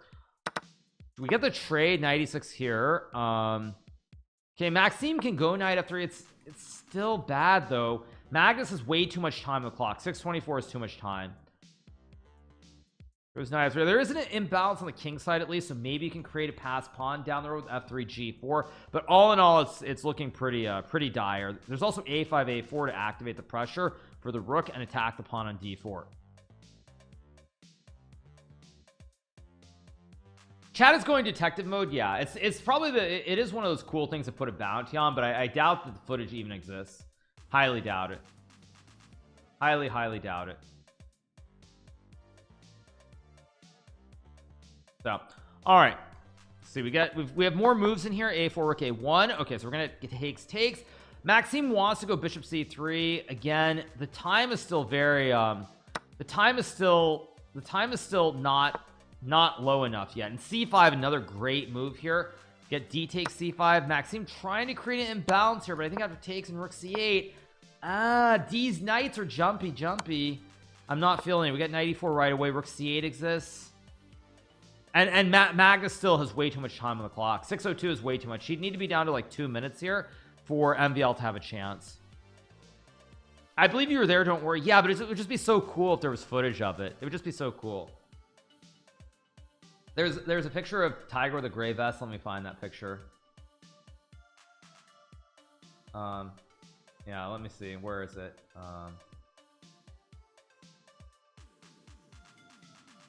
Tiger in a gray vest. Let's see.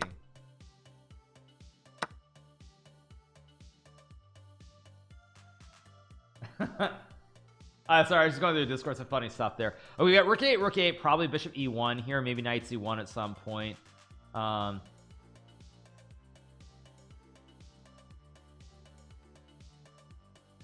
is on a roll in this turn. I believe he'll reach a grand final. Well, it's a very big moment also because, like I said, I think that if we look at the tour standings, where is Anish Giri? Anish is not in the running at the moment. Actually, where is Anish Giri?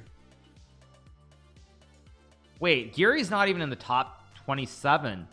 So basically, I think there are 3 guys fighting for 1 spot. I don't see him. So Anish basically, even if he wins, it might not be enough. I guess if he wins, he gets 7, which, by the way, is not a good sign. If Anish can win 1 tournament, or I guess if you win, you get 150. But if Anish needs to win, no chance almost. Okay, so basically 3 guys are fighting for 1 spot, and we're gonna see who makes it in. Yeah, there are 3 guys fighting for 1 spot: Nepo, Maxime, and Anish. Ooh, I think black can take here.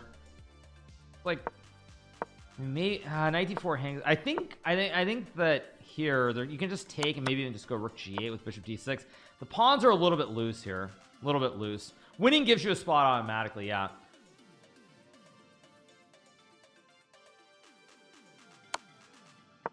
Yeah, I assume he'll take.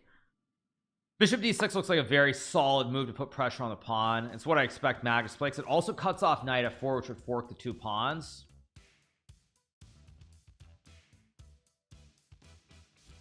Only in round 1 did he bogey 7 and 2 and 3 at par. So probably it was round 1. But I thought it probably was round 1. Yeah, because if he hit it in the rough, he hit it in the first cut of the rough, then it would make sense that he bogeyed it. So, all right, bishop d6 or rook g8 playable here. I'm kind of shocked with like golf tournaments. There's no like transcript of what happened of like individual shots in every hole. I'm kind of surprised. So we get bishop d6 to put pressure on the pawn on g3. Maybe rook d1 is playable here. Yeah, you could save a par from the first cut. It wasn't the heavy stuff, but still. Okay, rook d1. Maxime desperately trying to keep this game alive. Maybe there's knight c3 here. He's trying to keep it alive. Trying to keep it alive, but I still think it's too simplified. If Magnus had maybe 1 minute or 2 minutes here, I think there were good chances, but with 4 minutes, it's spicy. Hikaru torturing viewers with bounty for an impossible task. Well, they solved the first bounty earlier of finding me when everybody stormed the field. But anyway, let's see. Okay, rook c5, a good move by Magnus. Guards the pawn, still hitting the pawn on g3. Very, very hard to play. I'm already qualified for the tour final in Toronto. I am. I'm already qualified, so yeah.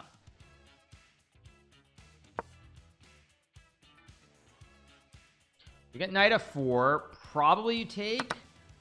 Maybe knight f2 here.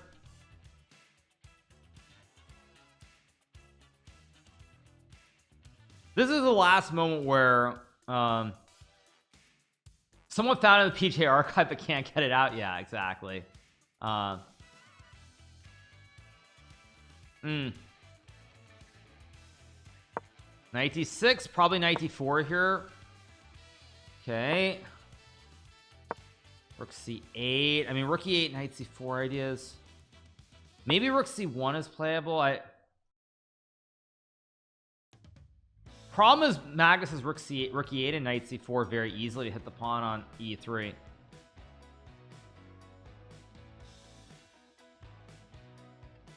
I don't know what Maxime is supposed to do here. Am I active on Discord? Yes, I am.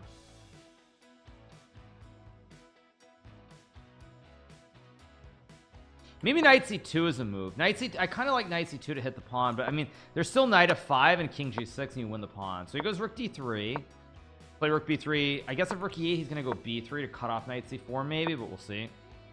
The rook g8, excellent move by Magnus, just going right in with rook g4, not wasting any time trying to simplify instantly to where he's able to push the pawn. This is just too good for Magnus, just too good. Just too good.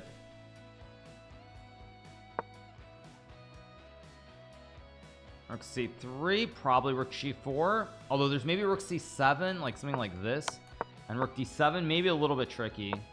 He plays it, probably rook c7, rook d7, knight c4, f5, king h6 is probably okay.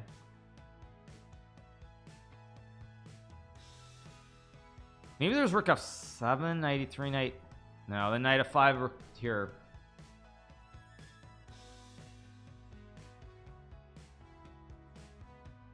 Also, after check rook d7, black can even go knight f5 here, I think, to trade the knights. Yeah.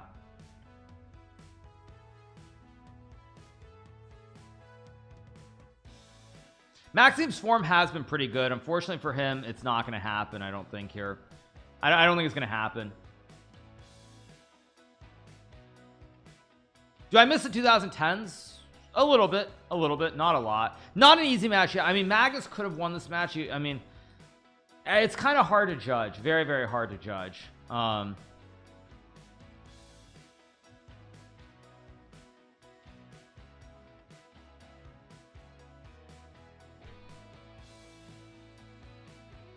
See, rook c7 only move here, I think. I don't see Magnus blundering here. No.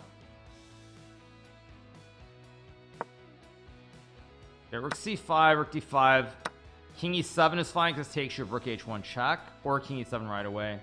I mean, he's probably going to try to go king c2, king d3. That's the idea. Like king e7, king c2, and you want to get some endgame like this where at least the game goes on. Get knight c4 here. Should be fine. I mean, probably have to go knight f5, but I just don't see it here for MVL. He's running out of material on the board here. He still probably can draw this quite easily, but winning is probably not going to happen.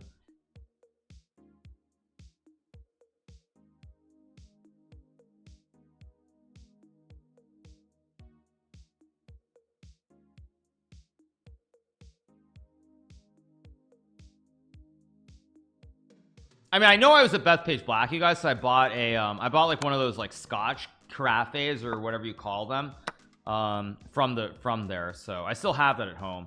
93, yeah, I mean 96, and you pray you can push P, but it's too slow. Yeah. So maybe it must have been round 2 then. It had to have been round 2. I think it was round 2 then, because he probably wore the same gray in round 2, I'm guessing. Yeah, probably b4, b5, but just no shot here. Yeah, it's gonna be a draw pretty soon. So we're gonna get like b4, b5. I think we'll hang around and watch the interview. We'll see what Magnus has to say after he survives the Armageddon game.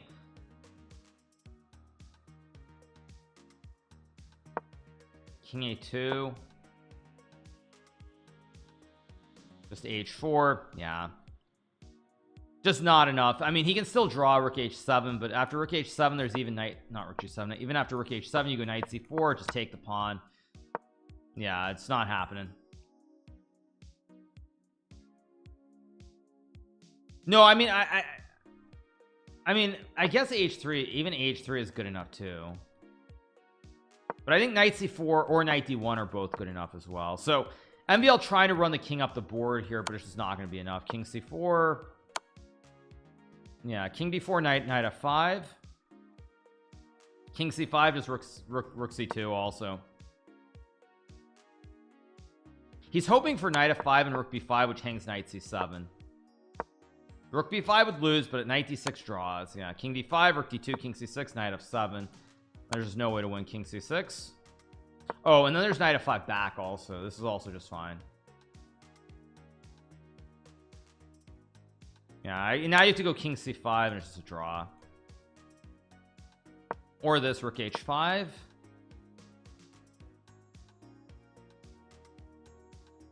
Magnus is even ahead. Oh, I'm sure Magnus is. Yeah, I mean, in a must-win situation, you go for broke. h3 is a nice move here, just to force knight e7 and draw the game. I expect he'll play h3 and knight e7.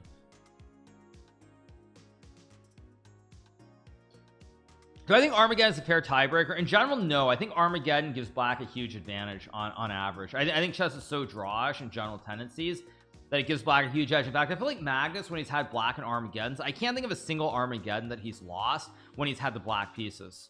So I think Armageddon is a little bit busted, to be completely honest. Yeah, h3. Yeah, he plays it with knight e7. Yeah, it's just too much. Knight e7, GG. Yeah, game's gonna be a draw now. Is that vodka? No, it's water. You can just wait. Rook d1, rook f2. I mean, all roads lead to Rome. Yeah, game's a draw. I mean, yeah, MVL's not going to waste his time playing this, especially because Magnus is 2 minutes. There's no point going for broke. So the bidding makes it unfair. I mean, the problem is I feel like most people bid very low. Have I seen Vishy's latest video? I did. I already covered it earlier. It's kind of shocked me that Vishy actually is just completely misunderstands me. I'm kind of surprised, to be honest. But Vishy thinking that it's all about like I need adulation or some kind of support or something like that, just like completely missing the point. But at any rate, you know, that's Vishy has his perspective, so like not gonna be like go crazy over it, but it is kind of shocking or kind of surprising to see him sort of misevaluate everything. So anyway, no, I don't think he meant any kind of negative way. He completely misunderstands me. So it's just kind of surprising. But anyway, Magnus draws the game and survives. I think I'm gonna watch this. I think we're gonna watch this. Well, let's watch the interview and see what he has to say. Let's change the scene. There we go. Let me stop the music and let's listen in. Let's listen to the interview with Magnus. Let me refresh the page. Huh? Oh, it's muted. That's why. I think on the tour this season, at least, it's been the Wait, is my internet bad or is his internet? What? head-to-head match, and it was just great to see both players in top form. And in the end, it was fitting. It was a draw. Is my internet glitching on me or something? What's going on? This must be on my end, right? That's weird. Let me see what's going on. What the heck? So much to choose from. So many positions come to mind, but I think it's on their end. So it's on my, but I'm not dropping frames or anything. That's weird. Okay, I'll just watch it on YouTube. Let me pull it up on YouTube. one of the big ones, the big moment has been Maxime finding his chances in that fourth game. Queen versus 2 rooks, marching up with the king, and or maybe it's fine now. I don't know. Maybe it's fine. To end that with a checkmate and now taking it seems to the fine. Armageddon. Weird. What a fight it is. I mean, anyone who plays against Magnus is a huge favorite. To come back against now it him, seems fine. I don't know. It already feels like you need a miracle. Yeah. And Maxime with his attacking chess and not backing down attitude, he made that happen. And both these players. Wait, opinions on Ginger GM cheating? What do you mean cheating? Or I mean, what do you mean cheating? I assume you're talking about. I'm just gonna mute it until they have Magnus. But I assume you're talking about. What are you talking about? Okay, here we go. It's been an amazing match today. We had sacrifices. We had incredible accuracy. Have you felt on fire today? No, actually. On fire? I sort of. It was a tough match. Start of the match because I was just falling asleep on the couch because I was really tired. I mean, he won a tough match. Yeah, being on fire normally means something different. That happens when you play Sicilians in every game. I didn't think. I mean, I thought the first game was generally a well-played draw, but yeah, after that it was a big mess. Like the annoying thing about playing these openings is that I know that I'm going to make more mistakes, but that's also, you know, that's also fun. It was a lot of fun today. Great match, and I thought Maxime played the way he plays when he plays well, like giving it a really good fight. So much to talk about in this match, and you mentioned the opening. So playing the Najdorf against MVL, who is probably known as maybe the best in this opening, is that psychological from you? Is that a mind game, trying to beat him in his opening and to get an advantage in that way? Yeah, maybe a little bit. I mean, we've had plenty of Najdorfs where I'm on the white side, but I feel like I can play such positions as well. I mean, in this case, I just decided to play something that looks interesting over the board, and frankly, wasn't very good. But yeah, you know, I just wanted to have some big fights today, so that was fun. Yeah, Magnus looks really tired. I think he looks pretty normal. I don't know if you checked it, but the accuracy for you was 99.6. The accuracy for MVL in that game was 99.8. Do you agree that's simply incredible? Yeah, I don't know. I think I know about 99.6 and 99.8, but it was very high.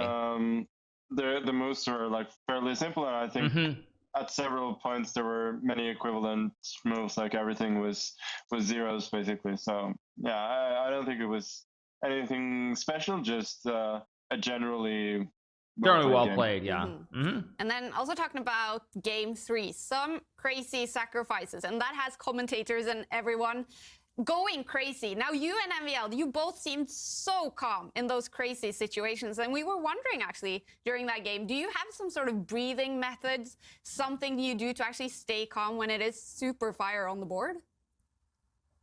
Yeah, I don't know. I was just excited to play an exciting position. So, I mean, I didn't totally expect the line that he played, and frankly, like, sort of my knowledge of the line that he played sort of ends around probably 2005-06, when Topalov introduced it at the highest level.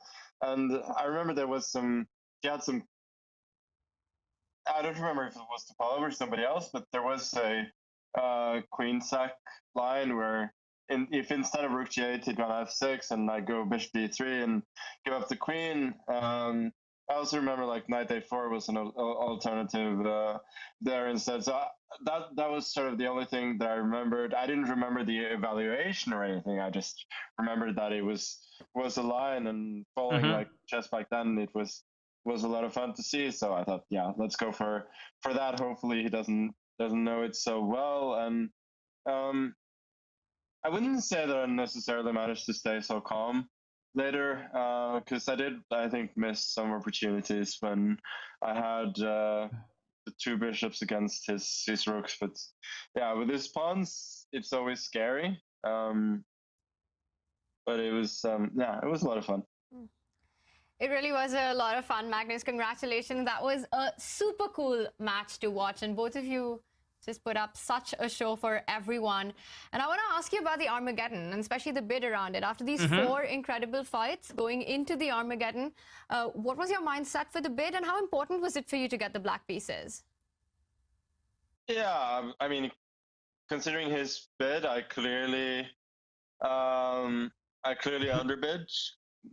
considerably, because I could have I could have had like 9 minutes even. Almost 2 minutes more and still gotten the black pieces. It was more of a mindset thing for me, because I didn't want to have to try and win. I thought, yeah, it's better if I just react, and I thought it's also better if I don't think. So getting black would be good, but I know that Maxim is a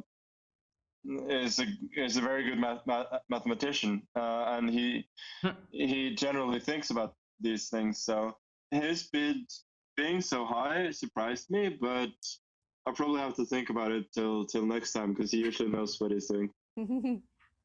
Yeah, just not only the action on the board, but just amazing mind games there as well with the bid. And Magnus, what made you switch up to the Caro-Kann now for the Armageddon? Yeah, I don't know.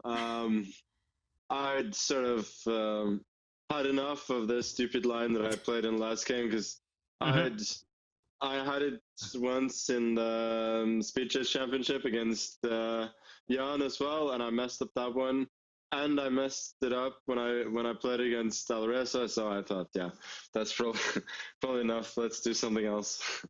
But yeah, fortunately, the opening went really well. I think Queen B3 was practically a decisive mistake in terms of him having hopes of Yes, winning. trading the queens into an endgame was a mistake. No, coming back, my position is too solid. And another great... it worked out well. Yeah, and another great result from you in Armageddon. You've had many of those lately, Magnus. You seem to always be in control, to get the controlled result you need. Do you feel like that when you head into the Armageddon, that you can control this to the result that you need? It depends. No, not really. Usually, it's all about the opening in Armageddon. I head into Armageddons having all about the opening. Lost the previous game with black, or at least that's what happened. What's happened the last couple of times. So then I'm just bidding to get another black game with you know, with like 8 minutes instead of 15 and no increments. So that's a considerably worse situation to be in. So like, if I'd felt like I was in control, I should have been in control in the last rapid game instead. But yeah, fortunately those have gone pretty well for me. I don't know if my opponent's mindset changed a bit, mine changes. Yeah, I don't know. I've also lost some. It goes up and down a bit. Mostly up. And Magnus, you've earned yourself a rest day, but after that, in the grand final, you have 3 possible opponents, all of whom are fighting for the tour final spot in Toronto in December. Is there anyone you would rather play? And also, what will you do tomorrow on your rest day? Yeah, I don't know what I'm going to do. I haven't made particular plans. Well, I haven't played Giri yet this season. That would be fun, and he's just knocked out 2 very strong players, but we'll see. It's a really good field. True. Yeah. This time, and I feel like I think one of them's gonna knock Levon Aronian out of the last spot. I think only one of the 3 qualifies really though. Names, so whoever only one of the 3 is gonna qualify, but they're gonna knock Levon Aronian out of the 8th spot, I believe. Definitely. Today was definitely exciting. Magnus, yesterday you said you looked forward to getting a crack at MVL again. It's been a long time. So to sum it up, was this just a great day of chess for you? Yeah, I think so. Like sometimes I'm really. Oh, Fedosave could also qualify. I am qualified. Yes. Okay. Today, I mean, I made mistakes. He made mistakes. We both found resources. I mean, my loss in the Armageddon was a little bit unnecessary because I did at some point like try and force a draw instead of going for a position with just the 2 pawns and the 2 rooks. Yeah, I think Aronian is Aronian has no way because he's gonna have to fend off 4 people. It's not possible. Pretty straightforward draw, so that was a little bit unnecessary. I think I'll play better over the board. Overall, yeah, I do actually. I thought it was a great day of chess. Really good fights, and yeah, I think I can play even better, but I'm fairly happy considering the complexity of the positions. Wow. Well, that would be interesting with even better play. Magnus, enjoy your rest day tomorrow, and we wish you good luck in the grand final. Thank you so much. Thank you for joining us. Yeah, he is. All right, you guys. So yeah, so Magnus wins the match. Not too when I'm on the wrong scene. Not too surprising when all is said and done, but a very tough match between both Magnus and Maxime Vachier-Grov. So Magnus gets the wins by a score of 2.5, even though it's tie. He survives the Armageddon game, moves on to the winners final. Tomorrow he will not be playing. We will of course be covering both of the matches in the losers bracket. Tomorrow I'm actually be streaming much longer than today. Today was only like 6.5 hours. Tomorrow I'll probably stream like 8, 9, 10 hours. So I'm going to call it a day for right now. I'm going to send the raid over the Chess Bros. Tomorrow we'll cover this. We will play Blitz. We'll do the speed run. We'll do all sorts of great content tomorrow. But I'm going to call it a day. I'm going to go record a video for YouTube, a recap of this match between MVL and Magnus.